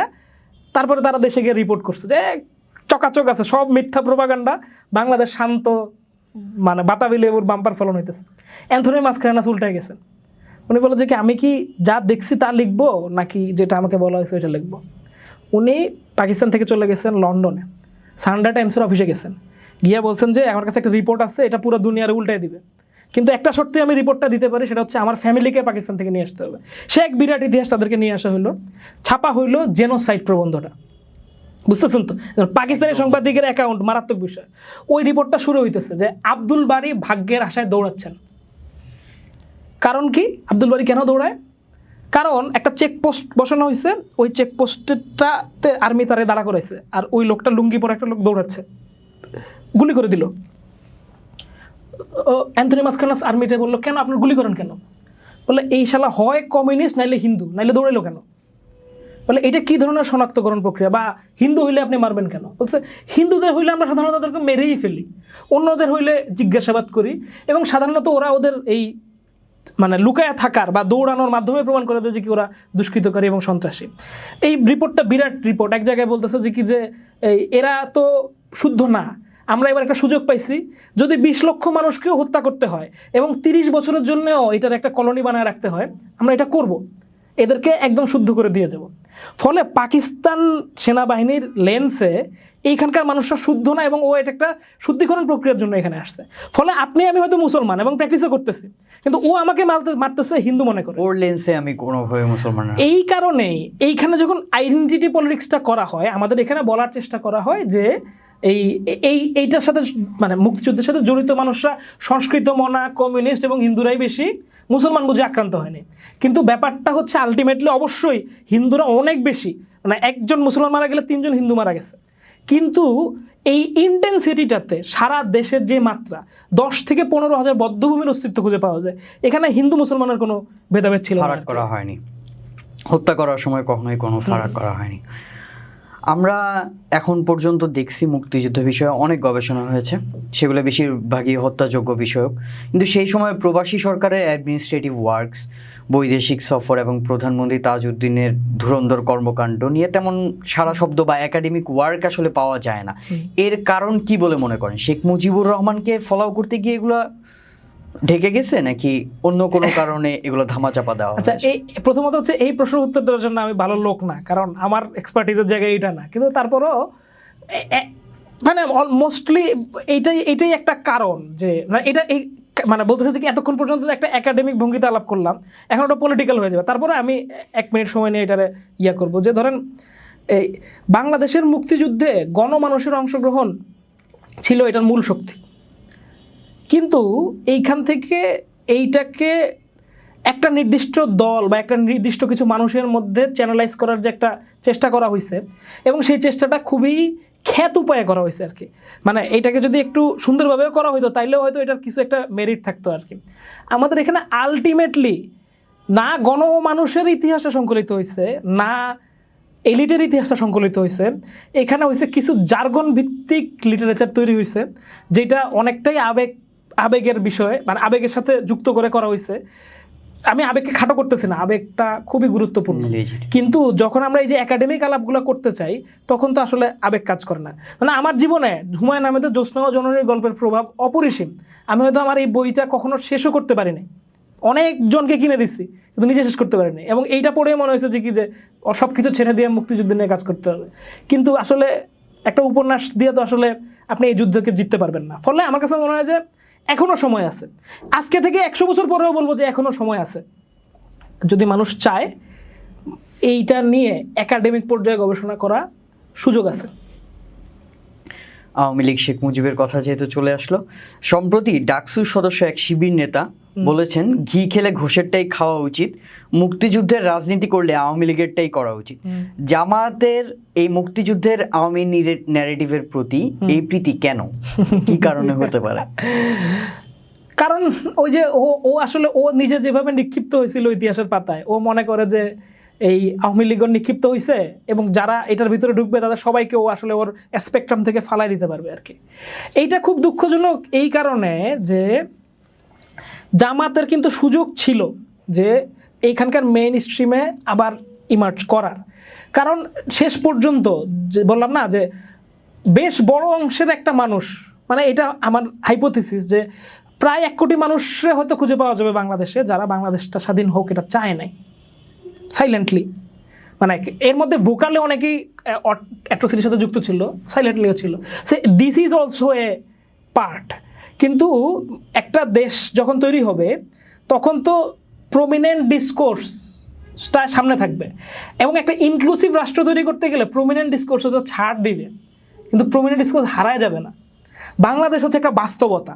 মানে আমি বারবারই বলি যে আমার কাছে সারা জীবন 71-এর ইতিহাসকে আমি দেখছি একটা কনক্রোডিয়া অ্যাপ্রোচ থেকে, পাকিস্তানের দৃষ্টিতে দেখছি, বিশ্বের দৃষ্টিতে দেখছি, কোনোদিন একটা বাংলাদেশি গবেষকের রেফারেন্স দিয়ে মুক্তিযুদ্ধকে দেখতে চাইনি। এই কারণে আমি খুব পরিষ্কার মাথায় এই কথাটা বলতে পারি যে জামাত ইসলামী বাংলাদেশটা স্বাধীন হয়ে গেছে। তোমার এখন দরকার হচ্ছে যে কি এইটার পায়ে পায়ে চলা। তুমি বরং 14ই ডিসেম্বর করো, বুদ্ধিজীবীদের প্রতি শোক জানাও, 16 ডিসেম্বর বিজয় দিবসে ফুল দাও, এইটারে প্র্যাকটিসে পরিণত করো। তুমি বরং ওই কথা বলো যে হ্যাঁ ছাত্র সংঘ তো 71 শেষ হয়ে গেছে, আমরা তো নাম পরিবর্তন করছি, তুমি বরং জামাতের নামটা পরিবর্তন করো। ওগুলা করে তুমি আস্তে আস্তে জায়গা করে নাও। কিন্তু তুমি একে তো অপরাধ অস্বীকার করার চেষ্টা করো না, দুই হচ্ছে এই যে বাংলাদেশের মানুষের যে আকাঙ্ক্ষার ন্যারেটিভ, এই বাংলাদেশের রাষ্ট্রকল্প, এইটারে করো না। বাংলাদেশের মানুষ কম প্যারা খায়া এই মুক্তিযুদ্ধের সাথে যুক্ত হয় নাই। মানে কোন পর্যায়ে গেলে মানুষ এইভাবে পঙ্গপালের মতো একটা যুদ্ধের সাথে অংশগ্রহণ করতে পারে, সেইটা বাংলাদেশের মানুষের সাথে এই জিনিসটা করে তুমি আসলে খুব বেশি দূর যাইতে পারবে না আর কি। এখানে একটা ছোট তথ্য যুক্ত করি আর কি, যে জামাত সম্পর্কে যেহেতু কথাই আসলো, ওই যে পাখির চোখে জামাত দেখার একটা অভিজ্ঞতা বলি যে জেনারেল নিয়াজি আছে না পাকিস্তানিদের, যে ওই এই অংশের প্রধান ছিলেন, জেনারেল নিয়াজি বাংলাদেশ নিয়ে যে বইটা লিখছেন, ওই বইটা কিন্তু উনি উৎসর্গ করছেন রাজাকার বাহিনীকে। ও বলছে যে কি আমরা তো বাইরের থেকে আসছি, কিন্তু ওরা ওদের দেশের হয়েও আমাদেরকে সাহায্য করছে, ওদের প্রতি, ওদের স্মৃতির প্রতি কৃতজ্ঞতা জানাই। একই রকম আরেকটা গল্প আমি প্রায়ই বলার চেষ্টা করি, সেটা হচ্ছে সেলিম মনসুর খালেদ। ধরেন আমাদের একটা ওই যে 13 জজবার মতো একটা জজবা আছে না, 90s-এ মিড 90s-এ এক পাকিস্তানি তরুণের একটা জজবা তৈরি হয় জামাত ইসলামী করে, সে যে 71 সালে যে আমাদের মুজাহিদরা মারাত্মক সংগ্রাম করছিল না ওই পাশে, মানে পাকিস্তান জামাতের কথা বলতেছি আমি, তো ওরা আসলে কত রক্ত দিছে, মানে আল বদর আল শামসের কথা বলতেছে, ওইটা সে একটা গবেষণা করবে ওইটা নিয়ে। সে পাকিস্তান থেকে বাংলাদেশে আসছে, আইসা এখানকার আল বদরদের সাথে দেখা করছে, যারা জীবিত বা যারা জানে তাদের কাছ থেকে ইন্টারভিউ করছে, নৌকায় করে একজনের সাথে কথা বলতেছে। এইসব করিডোরেও আবার পাকিস্তানে ফেরত গেছে, ওখানে গিয়ে ও একটা পার্টি লিটারেচার তৈরি করছে, একটা বই লিখছে, বইটার নাম হচ্ছে আল বদর, সেলিম মনসুর খালেদের বই। তো সেই বইটাতে সে বলতেছে যে কি যে 71-এ কী কী হয়েছে ওদের ন্যারেটিভে আর কি। ওইখানেই যখন এটা শেষ হইতেছে, মানে বইটা শেষের দিকে, তো 14ই ডিসেম্বরের আলাপ আসতেছে, 15-16 ডিসেম্বরে যখন দেশ স্বাধীন হয়ে গেছে, মোহাম্মদপুর ফিজিক্যাল ট্রেনিং সেন্টারে সব আলবদরের নেতাকর্মীরা একত্রিত হয়েছে। সেখানে আলী আহসান মোহাম্মদ মুজাহিদ একটা বক্তৃতা দিছে, যত প্রধান আলবদরের, বলছে যে কি পাকিস্তান পরাজয় স্বীকার করলো, আমরা আলবদর আমরা পরাজয় স্বীকার করবো না, কিন্তু এখন একটা বিপদের মধ্যে আমরা আছি। সো বন্ধুরা সবাইকে দেখে নাও, সবাই একজনের সঙ্গে মোলাকাত করে নাও, এখন তোমরা হিজরত করো, আবার আমরা একত্র হব এবং আমরা ফিরে আনবো। এবং এই বই দিয়ে ওর পার্টি রিক্রুট করতেছে, কিন্তু আমাদের এখানেও একটা চমৎকার ডকুমেন্ট দিয়ে গেছে, জামাতে ইসলামের যে ওই যে ওরা তো চলে গেছিল, দেখবেন 71-এর পরে যুদ্ধ অপরাধী যতজনের বিচার হইল এরা কেউ বাংলাদেশে ছিল না, সবাই চলে গেছিল। এবং এইটাই নিয়ম, তুমি যদি যুদ্ধ অপরাধ করো এবং মানুষ এটা জানে তাহলে তুমি পালাই যাবা। তো গোলাম আজমরা আনার মাধ্যমে এই প্রক্রিয়া শুরু করা হয়। তো এই যে তারা সবাই বিভিন্ন দেশে পালায় গেল, কেউ পাকিস্তান, কেউ মায়ানমার, কেউ সৌদি আরব, তো এইটা কি ইঙ্গিত করে যে তারা আসলে এই অপরাধটা করছে, না করলে তো পালাবে না, ও তো বলবে যে আমি এখানে স্টিল আছি, আমি তো কিছু করি না, আমরা কি করবা তোমরা, ও অপরাধ করছে দেখে তো পালাইছে। ছাত্র শিবির কেন নাম পরিবর্তন করতে হইল ছাত্র সংঘ থেকে, কারণ ছাত্র সংঘ করে ও এখানে পারবে না, ও তো মারছে মানুষকে। একদম সহজ বিষয়গুলো, যে গোলাম আজম যদি মানে ওরা যদি এই লাইন আপটাকে বুঝতে পারে যে এইখানে এই পরিবর্তনের মাধ্যমে, মানে ও আমার পরামর্শ থাকবে এইটাই, যে পরাজিতদের রাজনীতি থাকে বিশ্বে, এবং তারাও যে কিছু কিছু মানুষের কথা বললে না তা না, যেমন আমরা বিহারিদের কথা বলতেছি না, এই কমিউনিটির অংশগ্রহণ দরকার এখানে। এবং বিহারিদের তো টর্চার্ড হয়েছে, এরা তো টর্চার্ড হয় না, এরা তো মিলিটেন্টি ছিল, করছে। ফলে আলটিমেটলি জামাতের এখন উচিত নিজের পাশের কাপড় বাঁচানো, বাংলাদেশের মানুষের মুক্তিযুদ্ধ নেগেটিভ শিক্ষা দেওয়ার তার দরকার নেই। আমরা বিভিন্ন সময়ে মানুষের একটা আকুল আবেদন শুনেছি যে মুক্তিযুদ্ধকে আওয়ামী ন্যারেটিভের বাইরে বের করে এনে তার গণমুখী চরিত্রটাকে প্রকাশ করতে হবে, কিন্তু এই বিষয়ে কি আজও কোনো একাডেমিক কাজ হচ্ছে, বা যদি এই একাডেমিক কাজ করতে হয় এবং মানুষকে সেই গণমুখী চরিত্রটা জানান দিতে হয়, তাহলে আসলে আমাদের পাঠ্যক্রমে বা আমাদের একাডেমিক পেরিফেরিতে আসলে কী ধরনের পরিবর্তন আনা উচিত বলে আপনি মনে করেন? এইখানে আসলে একটু নিজেদের সমালোচনা করতে হবে, যে বাংলাদেশ স্বাধীন হওয়ার পরে এইখানে যে কালচারাল এলিট বর্গ বা বুদ্ধিজীবী বর্গ এইখানে যে মুক্তিযুদ্ধকে যেভাবে সিলেক্ট করছে কাব্যে, কবিতায়, গানে, সিনেমায়, সেটার ক্ষেত্রে সেখানেও গণমানুষ উপেক্ষিত ছিল। গণমানুষ উপেক্ষিত ছিল বইলাই ওই যে এখন এই যে দাড়ি টুপির আলাপ আসে না, যে এখানে রাজাকারের কেন আছে, ওর কেন না, ইত্যাদি।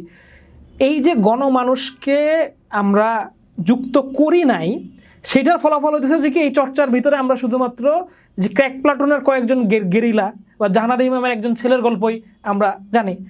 আমরা ওই যে আমি ওই দিন লিখতেছিলাম যে কি 2 জন বীর শ্রেষ্ঠের ছবি পাওয়া যায়, ওই 2 জনই কিন্তু অফিসার, বাকি 5 জন অফিসার না, তাদের ছবিও নেই।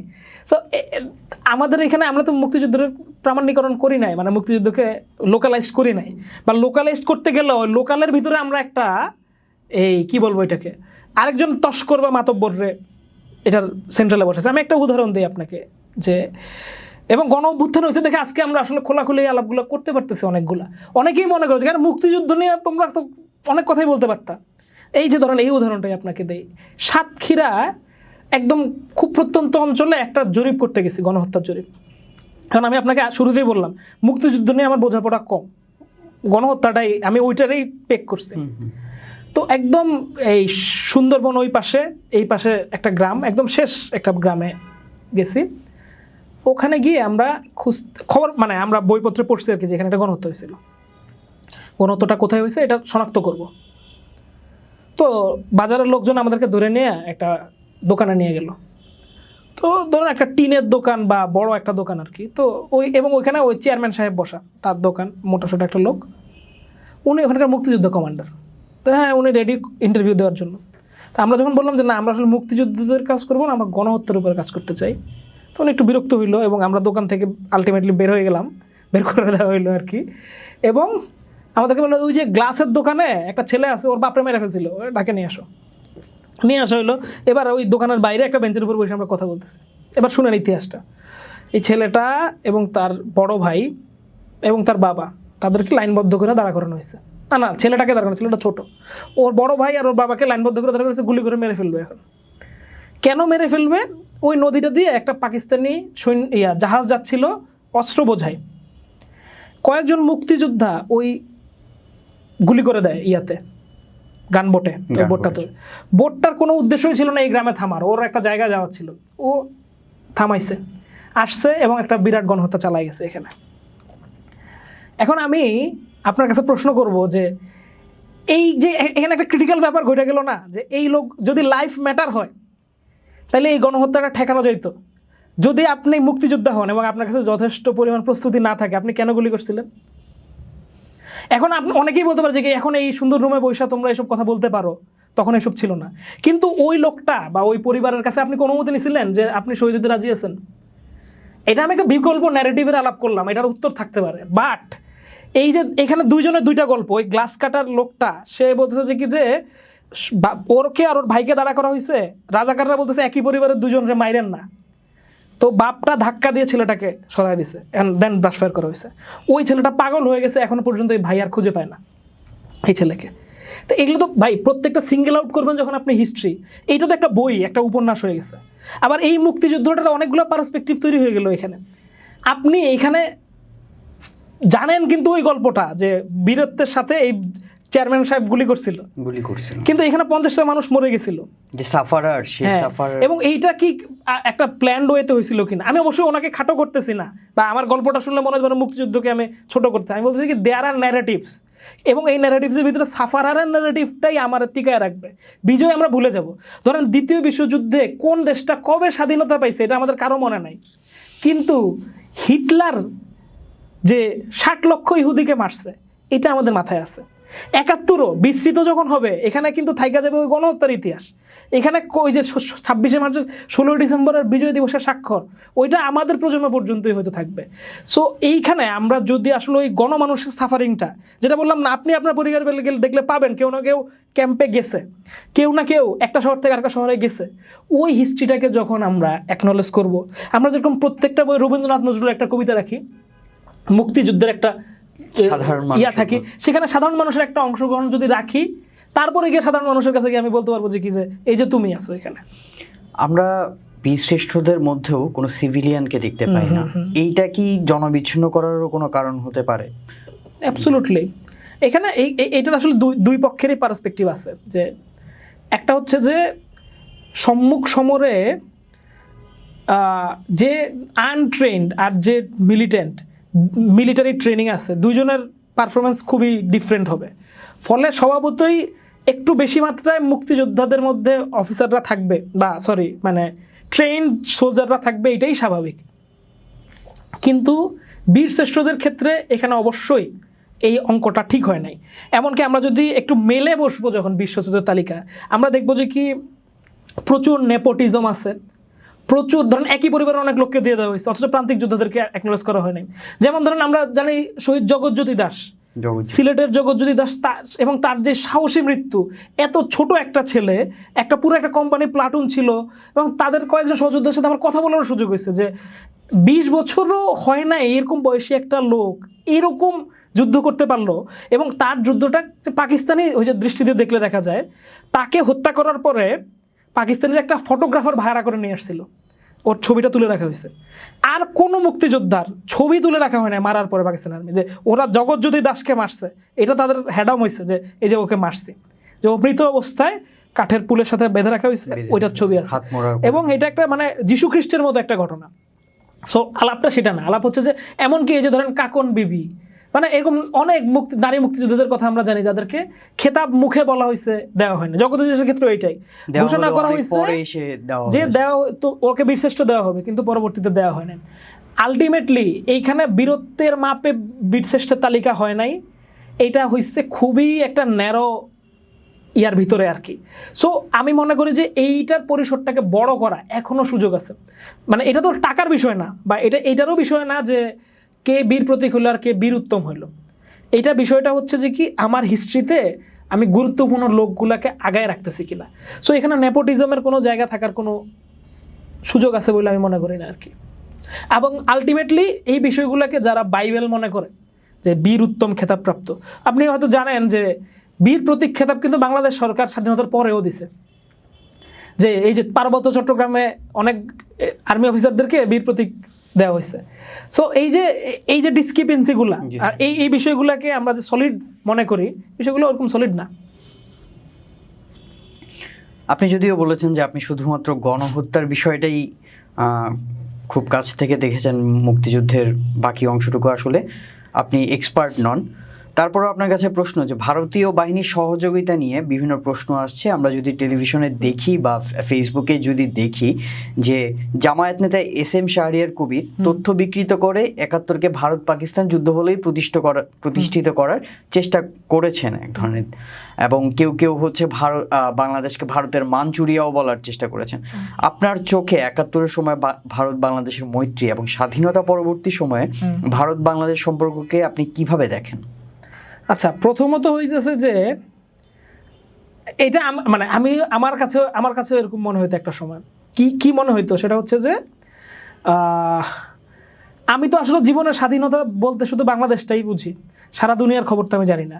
কিন্তু মজার বিষয় হচ্ছে যে কি 1920 সাল থেকে শুরু করে 1980-90 সাল পর্যন্ত 70-80টা রাষ্ট্র পৃথিবীতে ইমার্জ করছে, এবং কোনো রাষ্ট্রই তার পাশের রাষ্ট্রের সহযোগিতা ছাড়া তার পক্ষে ইমার্জ করা সম্ভব না। এখানে ভারত না, মানে এখানে যদি পাকিস্তানের ওই পাশে থাকতো চীন, তাহলে বাংলাদেশের মিত্র হইতো চীন। সো এইটাকে যে প্রথম মানে ফার্স্ট নকতে হইতেছে এইখানে এইটা, যে আমার প্রতিবেশী যে তার সাথে যদি এগ্রি না করি, মানে পাকিস্তান যদি ভারতের সাথে লেয়াজু করতো যে বাংলাদেশকে দিব না, মানে আমি অঙ্কের অর্থে বলতেছি, এটা তো বাস্তবতা না, তাহলে বাংলাদেশ কোনোদিন স্বাধীন হতে পারতো না। কিভাবে হইতো সে স্বাধীন? এরকম অনেক রাষ্ট্র আসছে পৃথিবীতে যে চারদিক দিয়ে একই রাষ্ট্রে ঘেরা, এবং ও আসলে এটা থেকে বের হইতে পারবে না। মানে ও যে মানে রাষ্ট্র বলতে স্বাধীন হতে চায়, কারণ হংকং ও কিভাবে স্বাধীন হবে? ওর তো কোনো প্রতিবেশী নেই। তো ভারত ইনভিজিবলি মানে ইনভিটিবলি আপনার ভারতের সহযোগিতা লাগতোই। এই স্বাধীনতা যদি আরো 20 বছর পরে হইতো, তাও ভারতের সহযোগিতা লাগতো। মানে আজকে যদি জামাতে ইসলাম বাংলাদেশ স্বাধীন করতো, তাহলেও তো ভারতের স্বাধীনতাই করতে হইতো, তাহলে এটা পারতো না। এটা হলো প্রথম কথা। এবার আসেন ইনস্ট্রুমেন্ট অফ সারেন্ডারের আলাপে আসি। তো ওইটা তো বাংলাদেশের মানুষ অলরেডি এটা জেনে গেছে যে ওই ইনস্ট্রুমেন্ট অফ সারেন্ডারের উল্লেখ ছিল যে মিত্র বাহিনীর কাছে আত্মসমর্পণ করতেছে। কিন্তু এইটার মূল কারণটা ব্যাখ্যা করছেন জেনারেল নিয়াজি। এখন জেনারেল নিয়াজির অ্যাকাউন্টারে আমি একদম 100-তে 100 নিব না, কারণ হচ্ছে যে কি উনি আসলে কতটা খুশি হয়ে বলছেন, কতটা চাপে পড়ে বলছেন আমরা তো জানি না। মানে আমি ক্রিটিক্যাল থাকলাম পাবলিক পারসেপশনের জন্য। উনি বলতেছেন যে খুবই গুরুত্বপূর্ণ একটা পয়েন্ট, যে বাংলাদেশ তো স্বাধীন না, বাংলাদেশের সেনাবাহিনী তো কোনো নিয়মিত সেনাবাহিনী না। তো যে নিয়মিত সেনাবাহিনী না, সে তো জেনিভা কনভেনশনের যে নিয়মগুলো আছে ওটা মানতে বাধ্য না। জেনিভা কনভেনশনের নিয়ম না মানলে কি হয়? আপনি সবাইকে মেরে ফেললেন, টর্চার করলেন, ওদের ওয়াইফদেরকে মেরে ফেললেন, এরকম অনেক ঘটনা ঘটতে পারে। তো কোনো একটা বাহিনী ও যদি আত্মসমর্পণে রাজি হয়, ও কি একটা এরকম মানে ধরেন আফ্রিকার একটা দেশের কাছে এরকম একটা জঙ্গি গ্রুপের কাছে মূল সরকারটা হইলো বা দখলদার বাহিনী আত্মসমর্পণ করতে হইলো, তো ও যদি আত্মসমর্পণ করতে চান, আপনি যদি ওকে মেরে ফেলেন তো শেষ, মেরে ফেলতে পারেন, কিন্তু আপনি তো চান না, আপনি ওর সারা পৃথিবীর কাছে একটা জানান দিতে যাচ্ছেন। আত্মসমর্পণ করতে চাইলে আপনার একটা জেনেভার আন্ডারে আসতে হইতো। জেনেভার আন্ডারে আসতে হইলে এইটাকে একটা নিয়মতান্ত্রিক সেনাবাহিনীর কাছেই আত্মসমর্পণ করতে হইতো। সো এইখানে আসলে আমাদের খুব একটা বিকল্প ছিল না। যদি বিকল্প থাকতো তাহলে বিকল্প নিয়ে আলাপ করার সুযোগ ছিল। এবার ইয়ার সম্পর্কে, ভারত বাংলাদেশ সম্পর্কে বলি আর কি, যে আমি পাকিস্তান রাষ্ট্রটার নির্মাণের যে মেহনত, বাংলাদেশের মানুষের যে আকাঙ্ক্ষা পাকিস্তান রাষ্ট্র নির্মাণের, এটার আমি খুব রেসপেক্ট করি এবং আমি এটার খুব ওন করি। যে আমি যখন আল্লামা ইকবালের কবিতা পড়ি এবং সেখানে যে স্বপ্ন বা যে ইউটোপিয়া আমার সামনে হাজির হয়, সেইটার ভিতরে আমি সাম্যবাদরে দেখতে পাই। আমি পাকিস্তান আমার কাছে একটা সাম্যের স্বপ্ন নিয়ে হাজির হয়, কিন্তু সেই সাম্যের স্বপ্ন এবং কার কাছ থেকে আমি এইটা নিতে চাই? ভারতের কাছ থেকে। ফলে ভারত আমার প্রথম শত্রু, মানে এই ভূখণ্ডের চারিত্রিক শত্রু, এই বিষয়ে সন্দেহ নেই। কিন্তু ৭১-এর প্রশ্নটার ক্ষেত্রে যে ২৩ বছর সময়কাল পাকিস্তান আমাদেরকে শাসন করছে, ও যে ওর মুসলিম ভাইরে একটা কলোনি বানাইছে এবং যা না তা করছে এখান থেকে, সে তো কোনো উপায় রাখে নাই আসলে। মানে ওই যে আবার বার্ডসাইতে যে পাকিস্তানের দুই অংশকে যদি কেউ চোখ দিয়ে দেখে, যে মাঝখানে ১৭০০ কিলোমিটারের দূরত্ব, এখানে দুইটা অংশ, এইখানে যে কোনো পলিটিক্যাল নেতা যে হচ্ছে তার কলোনি হয়েছে, মানে মূল রাষ্ট্রের কলোনি, সে এখানে জনপ্রিয় হবে একটা দাবি নিয়ে, সেটা হচ্ছে আমরা আলাদা করে ফেলবো। ও ছাড়া ওর কি করবে বেটা, আপনি চিন্তা করেন। মানে এইটার জন্য কোনো রকেট সাইট দরকার না। আজকে যদি বাংলাদেশেও হয় এরকম কোনো জায়গা থাকতো যে বাংলাদেশ থেকে বিচ্ছিন্ন, ওই অংশটার স্বাধীনতা, এটাই হয়তো ওইখানকার মূল এজেন্ডা। ফলে ওই নেতাদের, মানে আমরা যদি টাইমলাইন দেখি ১৯৫২ সালে, ৪৭ সালের থেকে শুরু করে ৫২তে আমরা কি দেখতে পাই, যে রাষ্ট্রভাষা বাংলা চাই, বাংলা ভাষার রাষ্ট্র চাই, রেটরিক ঘুরে যাইতেছে। তখনই ভিত্তিপ্রস্তর। তো এইখানে যে মানে ধরেন সুফিয়া কামালরা, অপূর্ব সংসদ, কমিউনিস্ট পার্টি, সিরাজ শিকদার, বাংলাদেশের পতাকার ডিজাইন হইতেছে, বাংলাদেশের নাম হবে কি, জাতীয় সঙ্গীত কি হবে, এগুলা কেন ঠিক হয়ে যাচ্ছে?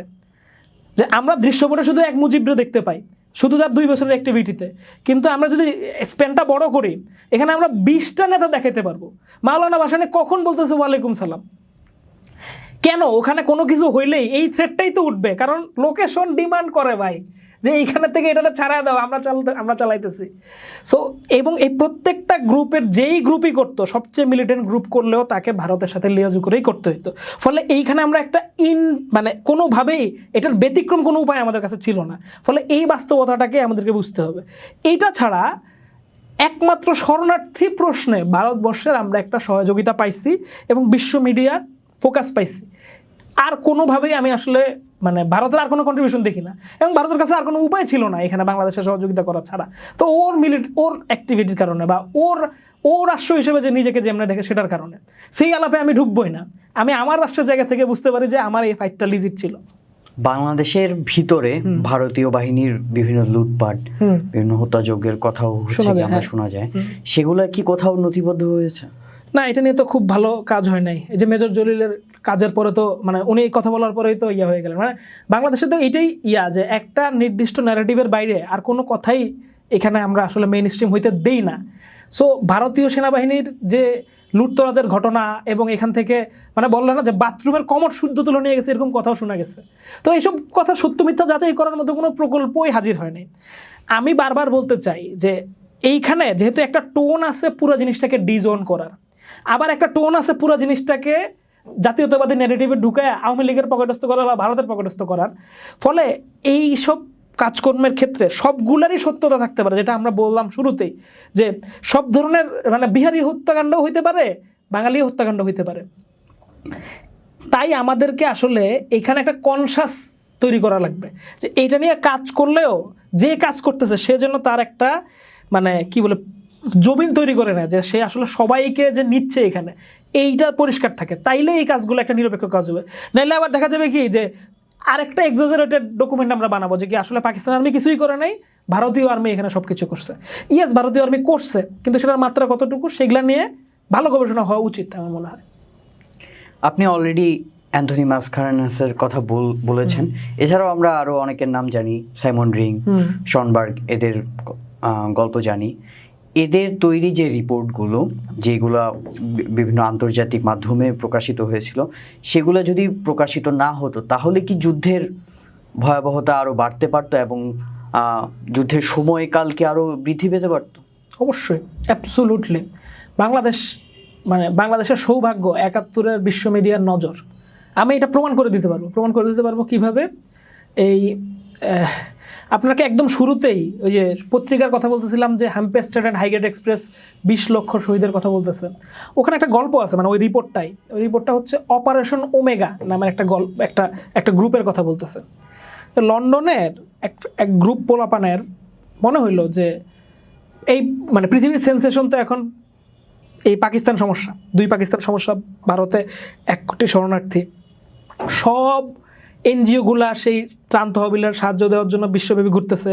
এই যে আমাদের প্রধান উপদেষ্টা ডক্টর মোহাম্মদ ইউনূস, জাফরুল্লাহ চৌধুরী, বা ধরেন ব্র্যাকের ফজলে হাসান আহমেদ, এরকম বহু মানুষ ডিগ্রি পুরায় ফেলতেছেন, এই সবাই মিলে ফান্ড কালেক্ট করতেছেন শরণার্থীদের জন্য। জর্জ হ্যারিসনের কনসার্ট ফর বাংলাদেশ, রবি শঙ্করের অবদান, এগুলো তো আছেই। পিপলের সাথে আমাদের কোনো সমস্যা নেই, কিন্তু আচ্ছা ভারতের আলাপে বলতেছিলাম যে পিপলের যে মারাত্মক কন্ট্রিবিউশন, এটা অন্য জিনিস, আমরা পলিটিক্যাল আলাপটা করতেছি, রাষ্ট্র প্লাস রাষ্ট্রের হচ্ছে। তো এইখানে যেটা বলতেছিলাম যে এই রিপোর্টগুলো লন্ডনের একটা গ্রুপের মনে হইলো যে সবাই তো ক্যাম্পে দিচ্ছে ওই মুক্তাঞ্চল, যেটা পাকিস্তান দখল করে রাখছে বাংলাদেশের অঞ্চলটা, ভিতরে জানি কি অবস্থা। তারা প্রথমে একটা উদ্যোগ নেয় যে পুরাটা গাড়ি চালিয়ে যাবে, ইন্ডিয়ার বর্ডার দিয়ে পাকিস্তানে ঢুকবে, মানে বাংলাদেশ ঢুকবে, ঢুকে মানুষকে ত্রাণ দিবে বা ওখানকার অবস্থা জানবে, এবং পত্রিকায় বিজ্ঞাপন দিল যে এটা একটা সুইসাইড মিশন, মৃত্যু যদি নিশ্চিত হয় বা মূল্য সমস্যা নেই এমন লোকই আসো। কিছু লোক আসলো, এরকম একটা দম্পতি আসলো যে মাত্র বিয়ে করছে, হানিমুনে না গিয়ে তারা এখানে আসছে, বুঝতেছেন ক্রেজটা। তারা গেল, শরণার্থী শিবির ক্রস করলো, পাকিস্তান আর্মির হাতে অ্যারেস্ট হইলো অ্যান্ড ডিপোর্টেড টু জেল, এবং ও জেলেই আসলে এই নিহতের খবর টবর শুনতে থাকলো আর কি। তাইলে এবার একটু চিন্তা করেন যে যেই লোকগুলা বাইর হইতে পারছে তাদের একটা ধরুন কলারায় মারা যাচ্ছে বা দে হ্যাভ সামথিং, কিন্তু ওই যে ভিতরে যারা, তারা একটা ক্যাম্পের ভিতরে আটকা পড়ে গেছে। 25শে মার্চ রাতেই 31 জন পাকিস্তানি সাংবাদিককে বাংলাদেশ থেকে বের করে দিল, যারা ইন্টারকন্টিনেন্টালে ছিল, যাদেরকে অ্যাসাইনমেন্টের যে 70 নির্বাচন নিয়ে যারা ছিল তাদেরকে সবাইকে বের করে দেওয়া হলো। একমাত্র সাইমন ড্রিং 2 দিন লুকায় থাকতে পারছিলেন, ধরা পড়েন, বাইর করে দেওয়া হয়, এবং তার ওই যে কী বলে এটা, মানে এমনভাবে তাকে সার্চ করা হয়েছিল খুবই ন্যাক্কারজনক উপায়ে, তার শরীরের বিভিন্ন অঙ্গ প্রত্যঙ্গ থেকে বের করার চেষ্টা করেছে কিছু নিয়ে যাচ্ছে কিনা, তার ছবি টবি সব রেখে দিয়েছিল। উনি শুধু একটা ডায়েরি আনতে পারছিলেন, এবং ওইখান থেকেই উনি একটা রিপোর্ট করেন। সিডনি শনবার্গ, উনি 25শে মার্চ এক্সপেলড হন, কিন্তু উনি যে রাস্তায় যাওয়ার পথে লাশ দেখে ফেলছেন, ওইটাই উনি রিপোর্ট করছেন। সো এইগুলা, এই যে এই অ্যাকাউন্টগুলা বিশ্বব্যাপী মারাত্মক আলোড়ন সৃষ্টি করেছে কি এই শালারা এটার ভিতরে করতেছেটা কি। যেই অল্প কিছু তথ্য ছিল, এবং সিডনি শনবার্গ এরপরে প্রচুর রিপোর্ট করেন, প্রচুর সংবাদদাতাদের সাথে যোগাযোগ করে জিনিসপত্র নিয়ে এসে রিপোর্ট করেন, এবং এইটা বিশ্বব্যাপী পাকিস্তানের একটা মারাত্মক চাপের মধ্যে ফেলছিল।